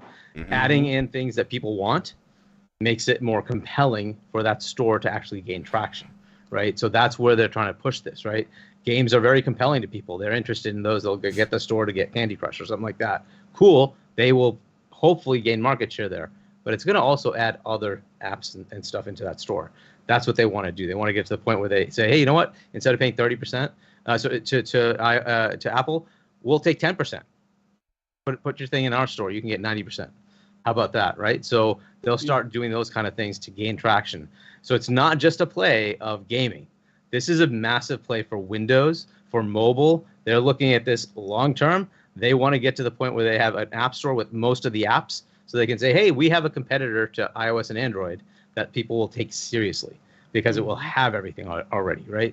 That's what they're looking at. That's a long-term play, but part of it is starting to build up what people want to do. I'm sure it'd be great to have Office in a store, but who here says, oh, yeah, I get Word. Oh, my God. Nobody cares, right? If you want to do that, you want to get like Call of Duty. You want to get games that are exciting to you. You want to get apps that are exciting to you. You don't care about Office productivity stuff, which is Microsoft's bread and butter, right? So they can put that there all day, all night, but that's not going to bring people over. They need those to expand their market share. That's why they're doing it in gaming. It makes a lot of sense. So this is a long strategy play. That's why they needed to do this, right? So. But so this is where they're going, right? So there's multiple levels of all this stuff that's happening, but the mobile stuff is big. And as far as gamers, the next generation, it's PC and mobile. They do not do console as much as we do. Consoles have moved along with us. Our generation of people has just moved along with us, and that's why it's static, right? It has not grown. It's PC and mobile that's grown a lot, and that's where Gamepass is growing on PC. It's not growing on console because they've kind of saturated that, and they don't expect that to grow. PC is still growing, and when they put the mobile piece in there, that's where they're going to see that 3 billion. That's what they're looking for, right? They're not going to get 3 billion subscribers, but they're going to hit the 3 billion gamers and say, how much of that can we extract? How many of those customers can we bring, right? That's what they're looking to do, right? So that's the whole strategy there. The PC part of it, Blizzard is one of the biggest PC publishers. That is a huge boon for them. They can bring that in and hopefully get some more Game Pass subscribers. This is all the strategy stuff that they were looking at, right? So that's what I'm seeing. Like I still think they're going to be buying more. I have an M&A group. Their job is to go figure out M&A. So I definitely think they're going to be buying more. But they need to be strategic about what they buy now. Right now, they've got the money part of it down. It's about market share. Where do we get market share and keep growing? That's what they're going to look at. And really, you're seeing Sony do literally the exact same thing. What would have been some of their last purchases? Some of their last purchases have been for mobile, for and PC. And even look at some of the hardware that they've made, the headsets, the monitors that they're making. They're understanding, and I'm thinking, they're working on Microsoft a storefront, and Sony both are going to be looking into making their own phones once.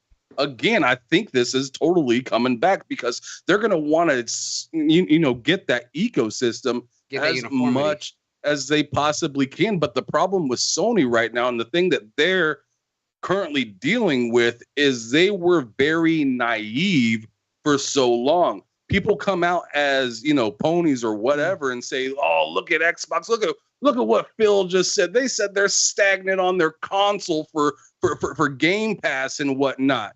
When Jim literally just got done telling you first party games aren't doing it, bruh. Mm-hmm. Yep. They're telling you, yo, we need to spread ourselves out further. And these PlayStation fans are sitting out there like, no, we're seeing PC and PlayStation on our showcase. Microsoft this can't be happening. These games are coming out sooner on PC than they're supposed to be. This can't be happening, bro. The execs over at Sony don't care about how you feel when you turn on your PlayStation. They want to turn on. They want to go to their bank account and be like, yeah, that was a good decision.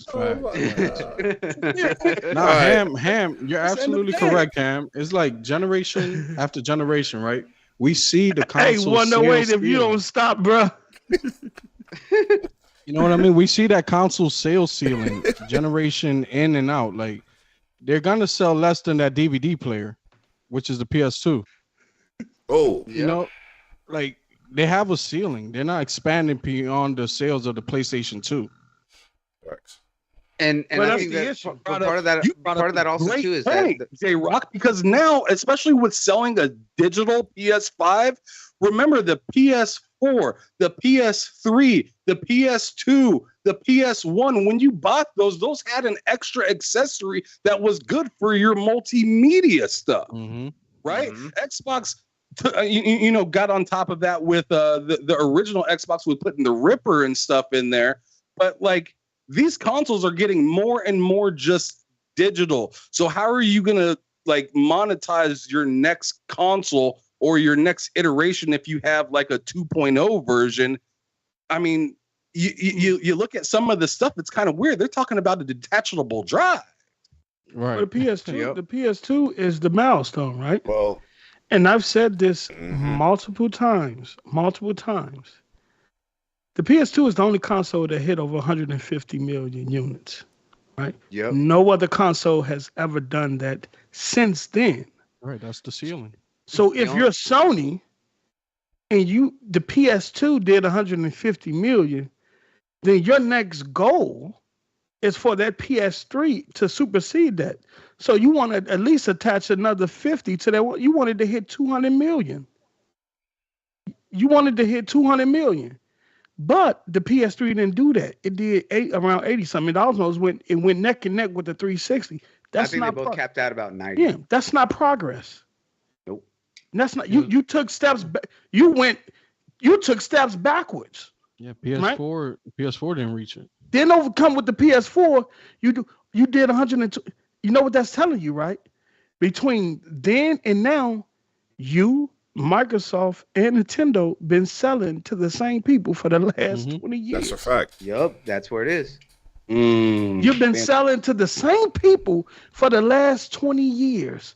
So you're stuck. And so that's when Microsoft said, look, you know what? We have to meet people where they're comfortable with playing. Because we're not going to break this threshold in the console space. And we're fighting each other over it, spending more money than we're recouping trying to do it. So we have to expand beyond the console to mobile, to PC in areas like that. To break that glass ceiling. Because we just can't do it in console alone. Right. It's impossible. It's going to be impossible. And that's why where it comes down to is the fact that Microsoft was the first ones who saw that services was the way to go. I was like, remember that they have been building up since the 360 generation for digital content. I was like, remember, they had the digital marketplace. They were the first ones to really push DLC. They were also the first ones to open up cloud because they were doing cloud saves first experimentally before they made it a mandatory thing and opened it up for all in the Xbox One generation. Everything that they have been planning out since about 2010 has been very much their focus because they see the changing aspects. They saw that services and live content in games was the biggest thing. That's why Phil had said years ago, and people are just now starting to understand is that the thing that makes and breaks content and success nowadays is not how many copies you sell, it's player retention. How long can you keep them engaged with something to stay in that ecosystem, to play the same game for so long? That's what's really selling, because if you keep someone who's playing the same game, they're the ones who are going to spend the money on it, whether it's free or not. That's the difference. That's the difference right there, right? The console space has been a revolving door. Don't get me wrong. You have new players come in and players actually come in and come out the ecosystem. But if they're doing that and it's not growing beyond that glass ceiling, then what the fuck are we doing? Now, post up. How do you increase your profits with that? Under those circumstances, one, you expand beyond those users, right? Yeah, which Microsoft did. Two, you charge those same users more money, which was what Sony was doing initially. That's what now they're expanding beyond. The users, like, because to be honest, you can only charge them so much before people like, nah, we ain't doing it. What you gonna charge them? $90 per game? Well, they've seen the results of it, right? Their revenue went up, but their sales numbers went down. Exactly. $70 did not work. But see, that's why the monthly active user is so important. It's the most important thing at this point. And why what Bloody Knuckle just said, retention. If I can keep you in my ecosystem or in front of my screen, right? That means I have the ability to constantly put product in front of you. Now, you might not jump at the first sight, but as long as I can keep you in front of that product, at some point, you're going to like something you see. You're going to eventually interact with it. You're going to, exactly, and you're going to eventually buy in. So that's why the monthly active user is more important than the console hardware unit. Because we can have more monthly active users than we can hardware units sold. Because now we're beyond consoles. We on PC, we on mobile, and cloud, and all of that coincides at the end of the day. So it ain't about selling. Forget trying to sell 200 million Xbox. We're not gonna do it. Give me 300 million monthly active users in Game Pass. Facts. And that's where that's more important. But this is how you make. Hold on, Blade. Hold on. This is how you, subscribers. This is how. This is why when you invest in these companies and you start putting your games in Game Pass start to look like more and more of a sweeter deal with people to say, I want to get involved now. Because if Call of Duty or when Call of Duty comes to Game Pass, that's big. Because they have a high retention of players, even on older versions of the game. So that's definitely a bonus for them. And Starfield, I guarantee you, that's going to go up like 5 million subscribers alone. Just for Starfield. Or people that love Bethesda games. That's big. Now you see the problem with Game Pass, right? Is that it's so good that it hurts people not on it, right? Potentially. Like the indie developers, I say, right? Right. Because the indie developers will come out and they're on record saying it's hard to get on Game Pass. Well, yeah, Phil Spencer and the team, they're just not going to put any game on Game Pass just like that, right? But you also train the consumer into like, yo, Game Pass is such a great deal that if the game is not on Game Pass, people ain't even going to see it if it's not a AAA game, meaning they're going to ignore my indie because it's not on Game Pass. But at the same time, as a catch-22, it's hard for me to get on Game Pass. You talking about that developer that was on Reset Era that was crying? Man, I don't even know. There's a bunch of them crying. It was I'm going to tell you something that I dealt with. He was crying on Reset Era. Then come to find out, he was trying to get on Game Pass. Right. Just yeah, been that's hard the one for posted. Matter of fact, that's the one posted. He's crying because he can't get on Game Pass. He was I'm going to crying. say this. Right. I did an interview. Damn, an interview. It's hard to get on Game Pass. We fiending to get on. Look, yeah. I did an interview. With a developer at Play New York. Mm-hmm. And the game was very intriguing. It was a small indie game. And I brought up Game Pass because people like to hear the questions. You know, they'll say Game Pass is not supporting the developer. So I go around and ask these questions, live interviews, and I post it to show you what a developer would actually respond to Game Pass. And when I asked her about Game Pass, she was like, man, if we was on Game Pass, I'd be excited because we would generate the community for the game, more people that invest time. And she was just like, that is one of the best situations for a developer in the history of gaming. Having your game have an opportunity to touch many eyes. And usually that's not the case.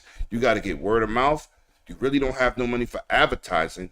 She broke it all down on my channel. Game Pass do it for you. Game Pass do it for you. Indie developers get more exposure on Game Pass. Yes, they do. On Xbox than any other platform. Yes, they do. That's why they was mad at PlayStation. You want us to pay you $25,000 to get on the front page? Yep. Exactly. Because the fact that it's free PR. Because the fact that you think a lot of these teams are so small that they have a limited budget. They can't always pay for marketing and PR and all this other work. And yet you have a service that's literally doing it for you for free because it's in the contract, right? I was like, you're going to get that exposure because of the fact that you are in the service. Whenever they have the new drops, they're putting it out there. And half the time they highlight it during big events. It's just like, hey, these are our new upcoming things, especially big names. And even when they do like their sizzle reel, right? For all the games and like ID Xbox and everything else, they show, hey, these are all our games that are coming, looking forward to for Game Pass, ID Xbox, all that good stuff.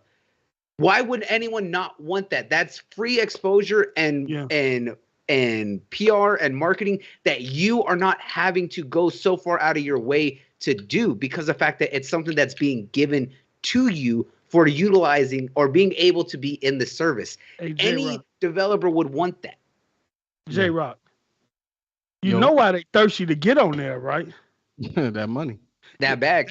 That they see them numbers coming out at ID at Xbox on how much them billions them indies they made off. They want money. They want something. It pushes. This is where Game Pass is beneficial to the industry, right? Especially for devs, because it pushes devs to become better. Meaning they got to produce a better product to even get onto the service. They're saying it themselves. It's hard to get on there. Yeah. Let me get to this super chat real quick before we continue, man. Shout out to my brother, Dr. Mindbender. Gang. Love to see this. Of course, bro. Good to see you here, man. Good to see you, my man. And I got to get to Sir X-Men again. $2 super chat. Goal is convert to 80 million gold members to 2 million to 2 Game Pass. What? No, he was saying the goal is to convert the 80 million gold members to Game Pass. Oh, 2 Game Pass. Oh, yeah. Okay. Yeah. All right. I was kind of stuck for a minute too. I had to, But listen, so both give me your projected things on before we get out of here. Give me your projected things to say where you think they should go next. For me? Yeah. Oh, okay. Well, obviously after the deal gonna close, this is what we gotta do. All right, break the hooves. We gonna do that. We don't care about Sony no more. We don't do nothing. We just gotta reassess this portfolio, right? We know Bethesda is hitting the stride right now, 2 years in. So what we gotta do with Activision? This is what we have. Phil got to go around and see what the developers are working on, what kind of ideas that they have that they want to work on that they've been incapable of doing due to them becoming support studios for Call of Duty. All right. Basically, next thing we need to do, we need to figure out what we're going to do with the Call of Duty developers. Do we create or build a whole new COD studio specifically for COD? Do we take Sledgehammer, Infinity Ward, and Treyarch and consolidate them into one group? Raven. Yeah, and Raven, and then hire some more people with that and say, look, your task is specifically Call of Duty. Then we free up the other developers, new IPs or going back to bring old IPs. What is that going to look like? How we're going to go about doing it, right? We know whoever's going to be in place is going to report to Phil Spencer. Once that happened, but prior to that, that's a little bit ways down. The next thing we do, right after we close, right, we're going to celebrate. Then we need to get to the town hall meeting like Bethesda. Yeah, we're going to celebrate.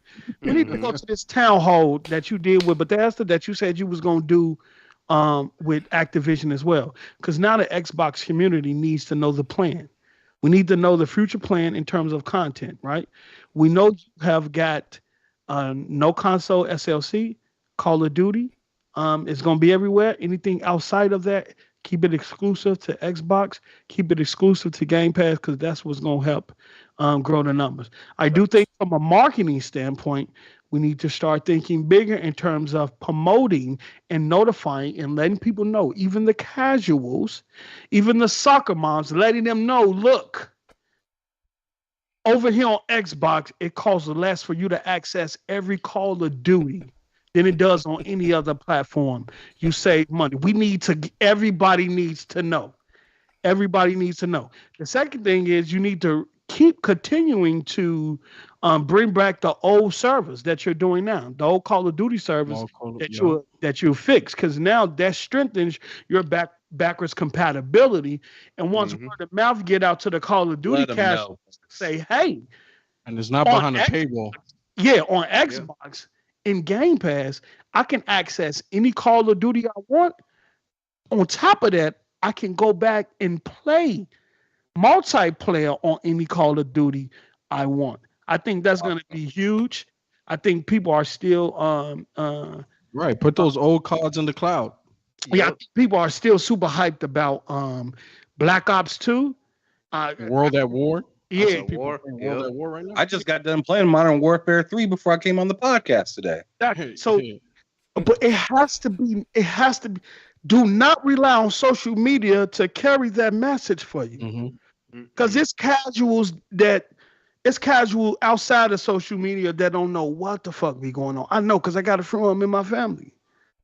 Yep. My cousin came to me 2 or 3 years. Game Pass has been on the market for years. He come to me a year or 2 ago talking about, have you heard of Game Pass? Nigga, you know how long Game Pass? But this is that's what I'm saying, though. It's people out there that's not in tune like us. Right. So that message Microsoft got to do a better job. Yes, that message needs. There are literally people that quit gaming because some of these servers went down. Yeah. And that message needs to be carried. But the thing is that they're doing that. I was like, why do you think that they put Game Pass literally in front of everything, especially with any marketing for any game? No, but not to the general public. They have. I was like, it's just hard. No, it's because of the fact that marketing now even for the general public is so sporadic, because you think that a lot of it is all online advertisements.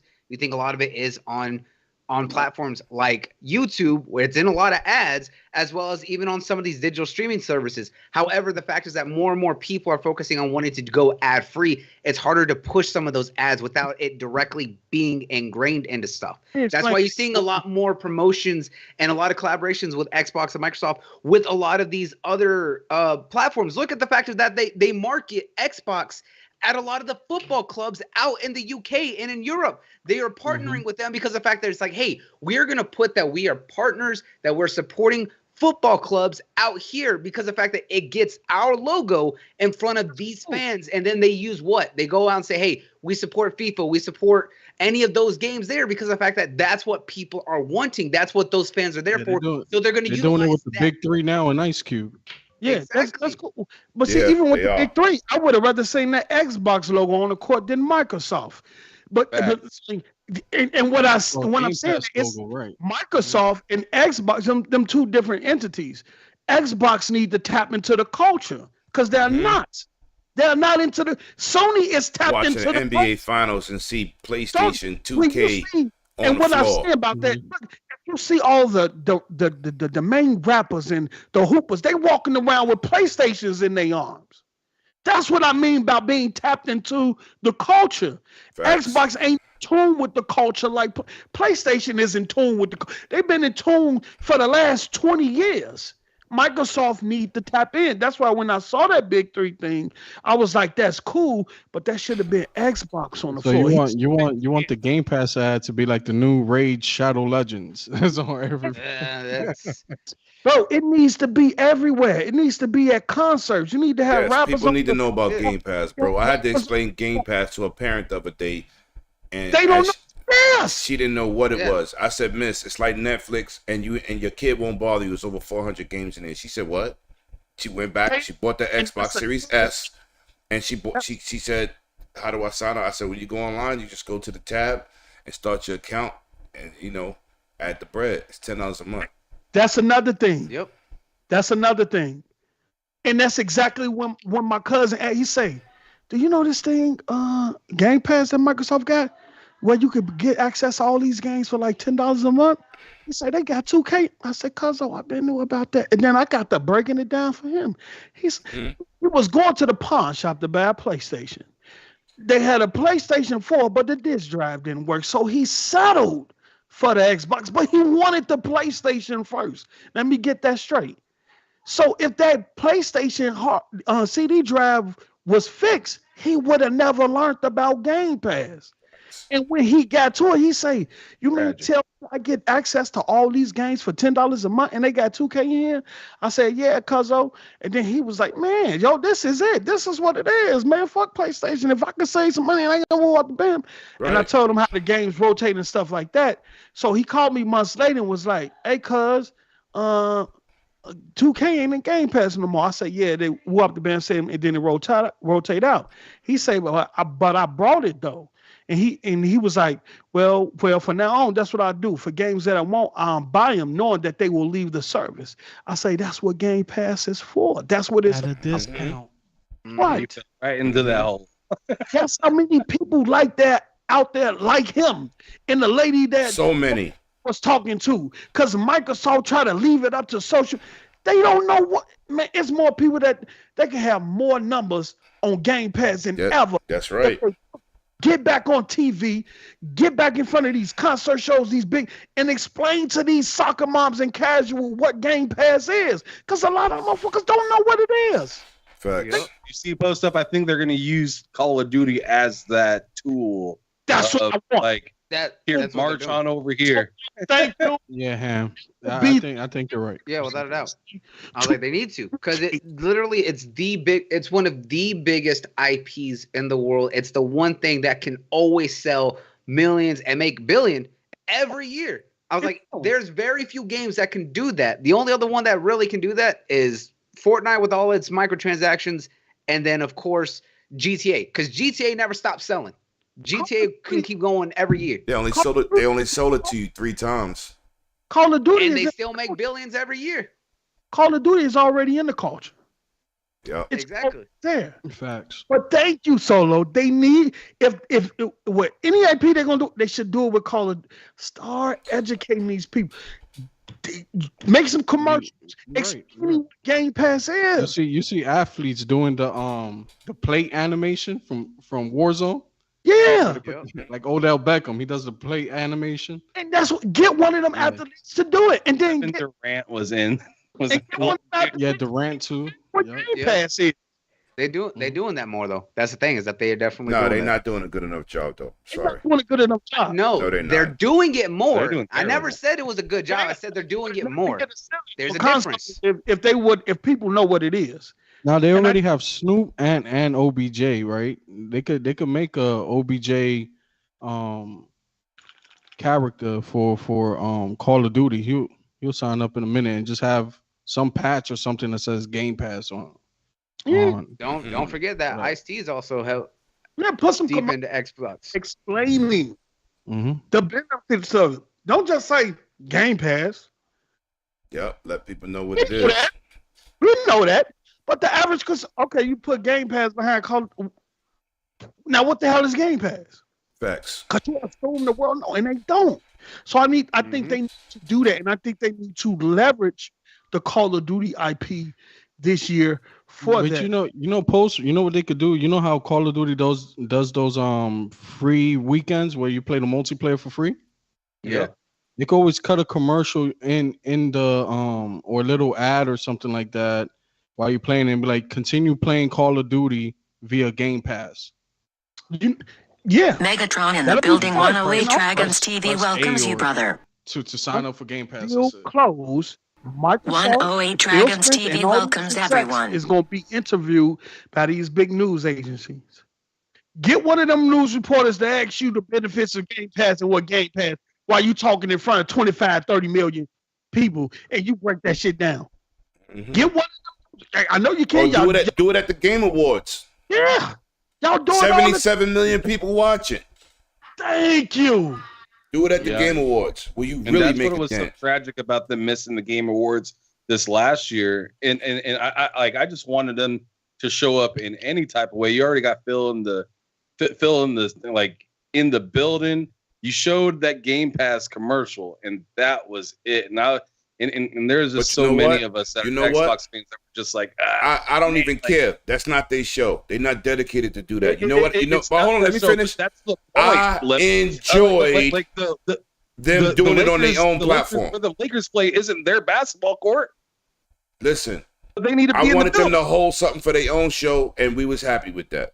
Stop giving them Game Award dudes the good stuff and make people watch it over there. You can do something. Game Pass was enough.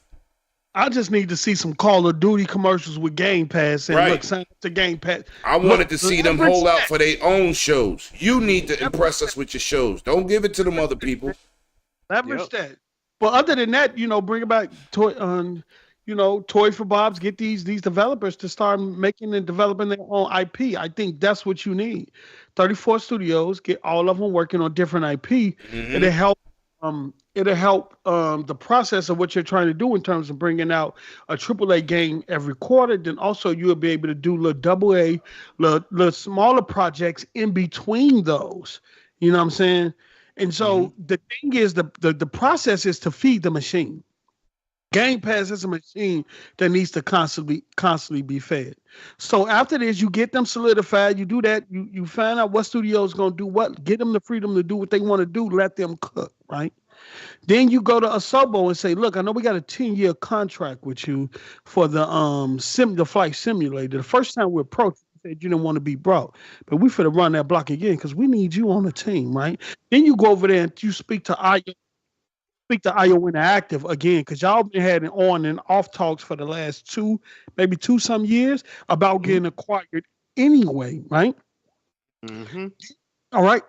And then you go there into Embrace and say, look, I heard you had some financial problems. You didn't get that bag that you wanted, but you got Crystal Dynamics, a team that's working on IP for us. We need them. We also need Eidos, Crystal Dynamics, and I forgot the other studio. Which you get one? what you get Eidos what you can. Montreal. I don't know. He said Eidos, but no, there's two of them. There's two Eidos. All of them. It's two Eidos. You want Crystal Dynamics. Eidos Montreal. You want the Tomb Raider IP. You go over there and get what you can about Embrace because they thirsty for a bag right now. Leverage that. Right? They sold the Tomb Raider IP, didn't they? To Amazon. They didn't sell it. Yes, they did. Amazon, right? Amazon bought it. Yeah. But not for games. I think it was for. I think it was for movie rights. I think it was for movie rights. Yeah. So you go over there and get that, right? That means you have a Halo TV show, you have a Tomb Raider TV show, and then you got a Tomb Raider IP that's exclusive, right? Then you go, it's some more small developers in there that I might be missing that you can get. While you doing that, you go back and get on the phone with Sega and say, next year, we're gonna chill this year, but next year we're gonna spin that block and we're gonna come and get you like we promised y'all after we sidelined y'all for Activision. And Sega like, okay, so you go get Sega. So this is what you have. You have Western RPG on lock. You have Western first-person shooter on lock. And then Sega, you got some of the best JRPGs makers in gaming, and as well as a strong JRPG in Persona 4 in that franchise. Then you got Sonic, and you got so many other IPs that you can do there. So, I mean, you got your bases covered. And they need to take a page out of Nintendo and Sega, right?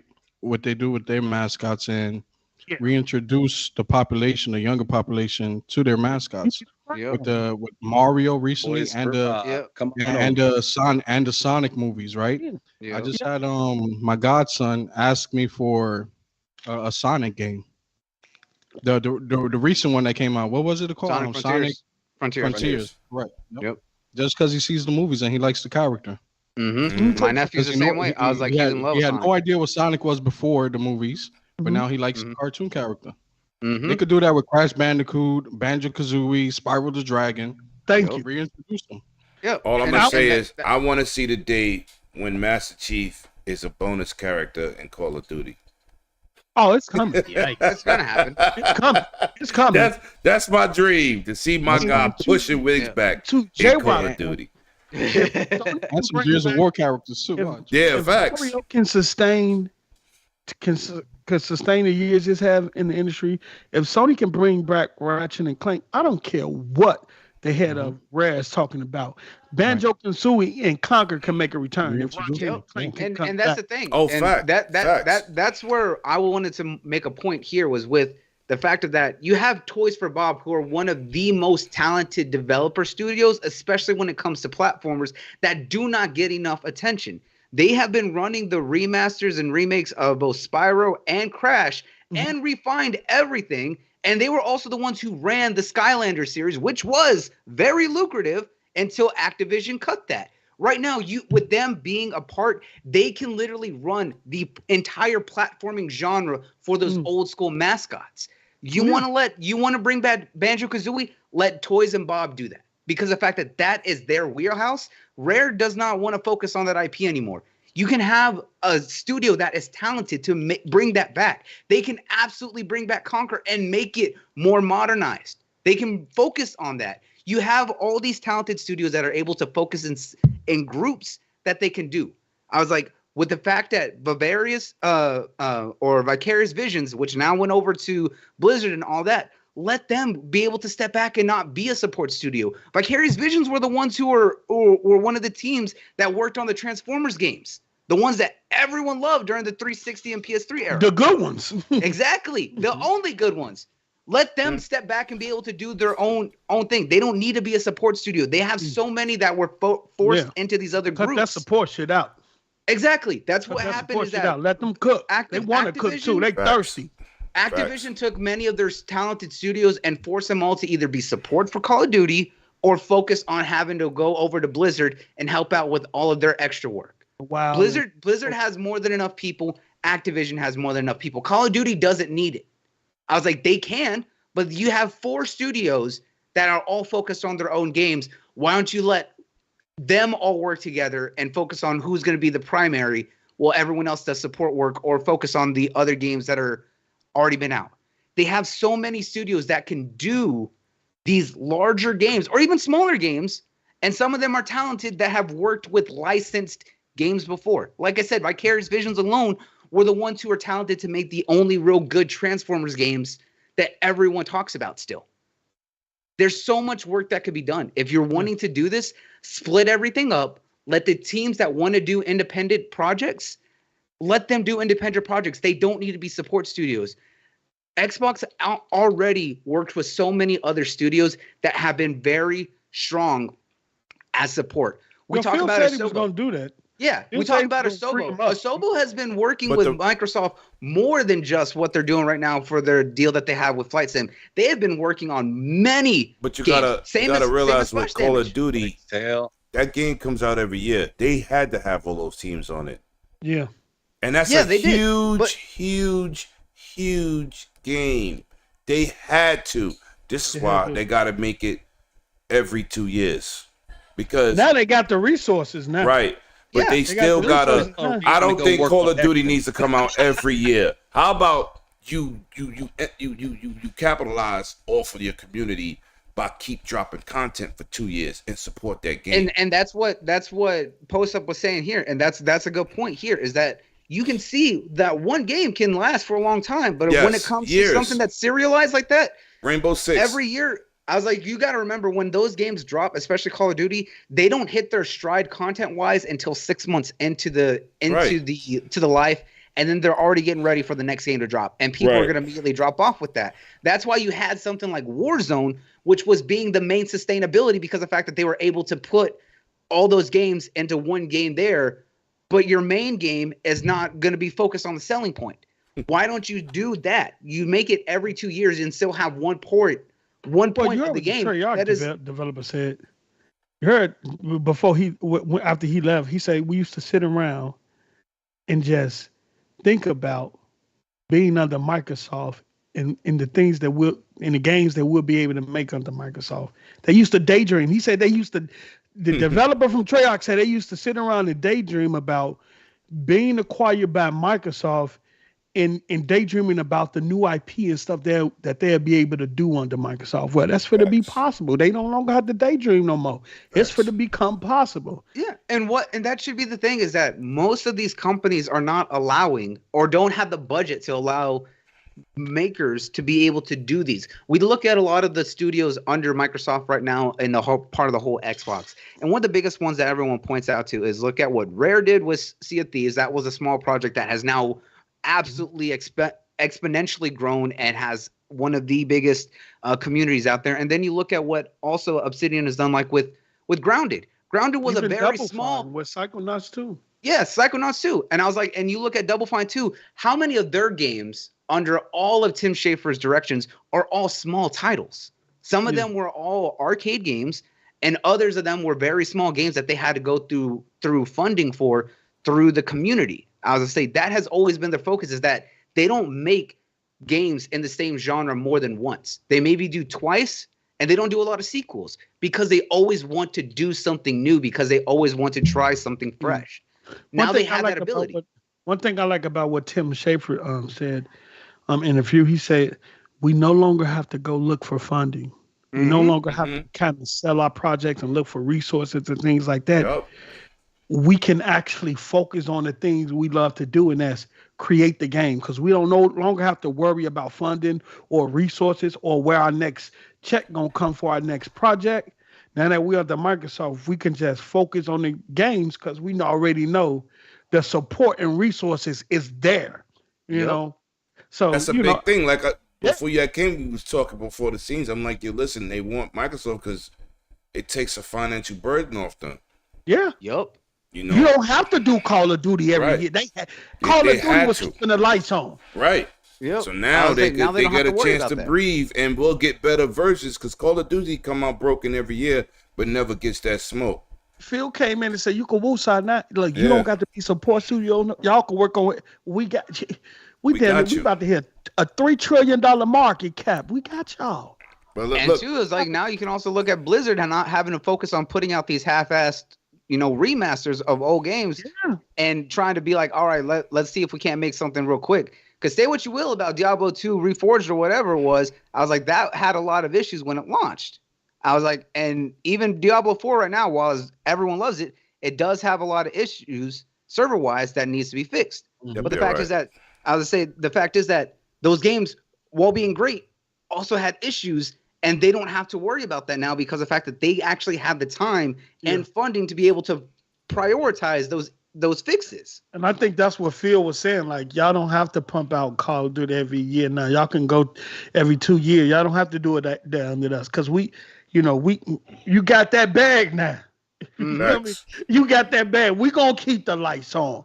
We cover the bills now. Right. We got the pensions on deck. World of Warcraft. What do you think they do with World of Warcraft? Comment. We got that. I would love for them to bring World of Warcraft to console, because right now it's on PC. For years. Hold on. On PC right now, that game has controller mods, so they could put it on controller. But I'm gonna say something before we get out of here, man. Before we get to your outros. Yeah, World of Warcraft.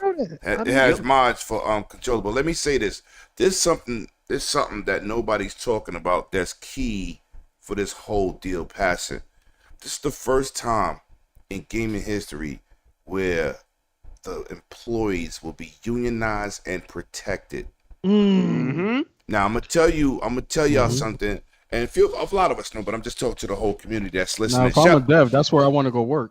and you know what? Let me shout out to the 170 people in here, man. Y'all been absolutely amazing.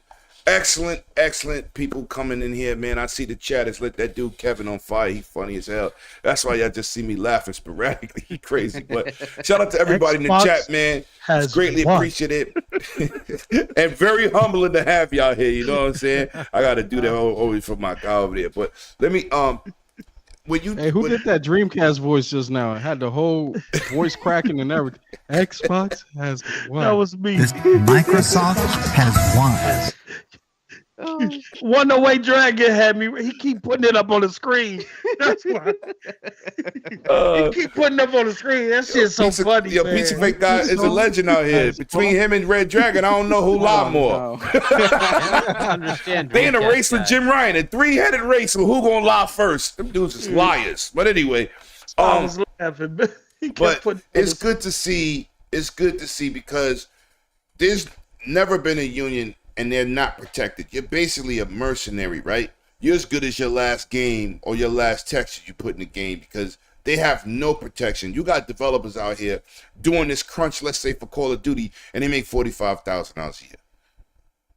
And you're getting, it's like almost slave labor. You know what I'm saying? Like, don't leave the studio. Stay working hard. And for Microsoft to get these unions to support this deal, to get this sign and say we will allow this, with no problems to unionize, because working for Microsoft they're a dream company to work for. They tolerate no discrimination, sexism, racism. They really are anti that, and they are really a company that when you work for them, that they take care of their employees, right? So with that being said, it is good that this deal is going through because now we will see unions and people getting contracts negotiated, fair pay. I think that's going to draw in more developers to Microsoft. Yes, because you don't, like I said, I've spoke to many of them and they are overworked. When they work for companies like EA, we're not talking about indie guys because that's you doing what you need to do. But when you work for these big corporations, I don't think making $45,000 is enough for a developer. That's kind of like that's like pennies on a dollar. You know what I'm saying? It's crazy, but that is, I think, the biggest thing to come out this deal for the people. You know what I'm saying? It's having as that one protection. of the biggest publishers, right? They're going to push the market, right? Because employees are going to say, "Hey, wait, I can get this over here. If you want me, you got to match that, right?" So, and I'm not going to do this crunch thing, and that's got to be part of my contract, right? And whatever. You have developers with no medical. It's going to change things. That's I was like, right. You making this money. You don't have a medical plan, a dental plan. Like, pretty crazy. Right? You don't have a retirement plan. Yeah. Like what? And that's really disheartening because I thought, you see these developers. They're not the main developers like a what's that dude name? Kojima. No. Well, you can say Kojima, right? They got money, right? They the big guys, but the people working for them is not the big guys. No. Right? And they make the games. They're the ones. They have a vision. You have a team, but how many people on that team is seeing real money? So for them to be able to have this negotiated, I think that's fair. And it's about time. And when Microsoft opened those doors, those floodgates, I know the other companies was like, damn. Because you're setting the standard now, right? You're setting the example, and developers are gonna look at it like, I could have a nice lunch with my team of guys when we have a layout, a nice spread of food when we working for Microsoft. I got medical coverage for my kids. That starts to add up, and that's just real life stuff. So I thought, learning the industry and talking to different developers, I was really shocked that it wasn't like that. But people, it's really not like that. You know what I'm saying? So, sometimes they'll tell you, we don't even know when the game is coming out. They just got us working. They don't tell us nothing. They just tell us to do this texture, do these shaders, put in these polygons, whatever they do. And they don't be knowing nothing like the small things like you would think they would know working for a company. So I think that's the biggest thing. Anybody want to input on that before we get out of here? No, man, that's a great way to end it. No, that's a great way to end it, man. And I actually got to get going right now, pretty much. You did 3 hours and told me you had an hour for me, so I'm not mad at you. So you do your outro first. We're going to talk my boy 100 because he got to do a back-to-back with the super team over there. Let's go. So you go ahead, Ham. Tell them where they can just find sitting it. there looking at the screen, just sitting there chilling. Ain't moved his head. Not 1 inch. Look at him. He's been in the same position for the last 50 minutes. Look at him. He didn't move. Only thing you see is that red cup. That's the only time he moved. He just magically hit his lips. Tell them where they can find you, Ham, and shout out to the chat again, man. Y'all been absolutely amazing. Go ahead, Ham. Tell them where they can find you. Yeah, absolutely. It was phenomenal being here. Thanks for the invite. And thanks for staying so damn long. Yeah. I expected to be out of here like 2 an hours hour into the ago. podcast. 2 hours ago. The lady texted me though and told me that she was gonna be a little later than anticipated. So I was actually able to kick it with you the whole time. So I appreciate that. But now she's telling me to get my ass moving. So hey, now listen, my wife, she comes first. She called. Hell yeah. You come running. Yeah, facts. Say, happy wife, happy life. I feel you, player. Don't play with the missus. I ain't got time. Yeah, I ain't got time for that, bro. But please, you guys, if you guys enjoyed my takes and whatnot, I like to come here on the Dragon's Den. But if you want to see me more regularly, I do various different shows on my channel, TSWS Game, and I put it in the chat right there. So please click that. Go hit the subscribe button. I'm trying to work my way. I'm almost to 1,000 subscribers right now. This upcoming Thursday, I got a fantastic episode with Brother Colt Eastwood on Behind Them Sticks. Cannot wait to get him on there. I've been trying to get him on for quite some time, and finally enough time allotted for him to accommodate me. So I'm really happy to get him on. Post up. I really want to get you on. Just hit me in the DM, brother. I got you. I have already, brother. Answer me.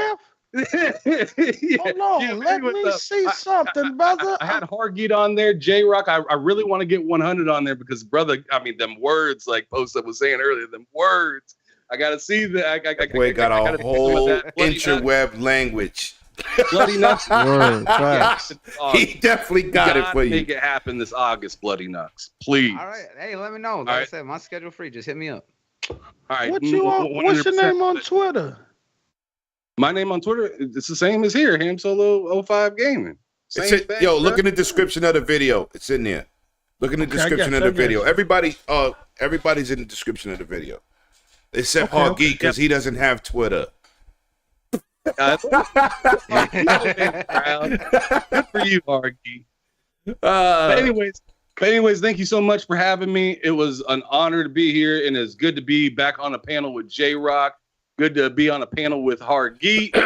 Definitely good to be back with Bloody Nuts and 100. And I think it's the first time I've ever been on the panel with Post Up. So that's really nice. I appreciate everyone's time here today. It was fantastic. Right. But y'all have a wonderful rest of the weekend. Be safe and keep a lookout for Monday for that closing, because I'm really hoping that we don't have to wait another like 6 weeks or something.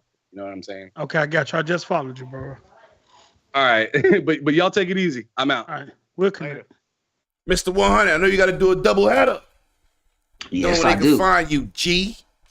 And I know you need like a podcast timeout before your show start. He ain't said nothing. But he drinking. I can't say. He drinking. Everything, so shit. I feel you. Sit back. Like I can't say. They covered every point I was gonna bring. What I'm gonna say. So say it tonight. He gonna be on fire in about 2 hours. Shit. You on a podcast? Gonna get entertaining. Gonna have people laughing. And ain't politically correct. You can say what you want to say. Just come by air. Yeah, I need to take a break. I'm gonna play with some Halo. I almost drunk two cans of beer. I'm sitting on here. Only 2 cans though? Only? That's pretty damn good. Right, I was like, he usually be like 5 deep on this shit. I can't even because I'm gonna go to sleep. Pause. Ain't won't be no show. I'll go to sleep. Wouldn't be the first time. But I'm out, man. You didn't tell them where they could find you. I did. They already know 100, man. Intermediate gaming. Check out. And y'all know what it is. Hondo. Y'all get me on Twitter. Y'all know. Everybody know where I'm at. It ain't that motherfucking hard to be found. I love my brother, man. I love my brother. All right, man. Yo, Jay Rizzy, always a pleasure, my young brother, man. Good to have you. It's a pleasure always speaking to you, man. Tell them where they can find you, bro. I mean, the Gremlins already know where they can find me. Like 100 set, it ain't hard to find. I'm on Twitter. I'm gonna launch I'm gonna take your advice and many others and launch my YouTube channel soon enough. Please. You ain't gotta worry. So you can get some more hate mail. Right. All that hate mail. Yo, listen, follow him in the he's in the chat, man. He's in he's in the description. Everybody here except Harky trying to force my man into goddamn Twitter. You know what I'm saying? He can follow just the people. I told him just follow the people you talk to. Don't follow the other people. And use that block button. So Harky, Mr. Game On Daily, tell them where they can find you, my brother. Yeah, I mean, if you really need to find me, you can actually find me on Discord. It's HChani. That's my tag on Discord. Or on Xbox, HChani as well. Outside of that, I'm on RDX every Tuesday, 8 p.m. U.S. Eastern. Rooms, Primetime Gaming, 7 p.m. Eastern on Wednesdays. And we were doing Zelda Gaming. I don't know if that's going to continue. We'll see what happens there. Zucker's getting a little busy at work, so we'll see if we can continue or not. But that's that. And, of course, GameOnDaily.com. Check that out. We will have a sauce video for the acquisition. But, of course, there was one about the fun of all of us being paid shills. That's still to come. So we will. The Illuminati sauce. Yes. That's still to come. I'm still waiting on my check. I'm just saying. Yes. Bills to pay. They're just mad because some Sony checks bounced. Listen, they ain't gotten that check in over a year and a half. I don't know what they talk about. Yo, listen, man. Let me get to my brother Poster, man. That's a great shirt you got on there, man. That's a great shirt. I got you. No need to take care of you. I'm gonna take care of your play. Y'all already know what it is. You can catch me on Twitter at postup_SOG. Instead of Gaming, we usually go live every Saturday at 6 p.m. Central, 7 p.m. Eastern. And to think about it, I might have to do it back to back. I didn't forget about my own goddamn. Oh, but yeah, follow us on YouTube at State of Gaming. Or you can look up, post up, whatever, come over and support. Let me tell y'all something before I sign off.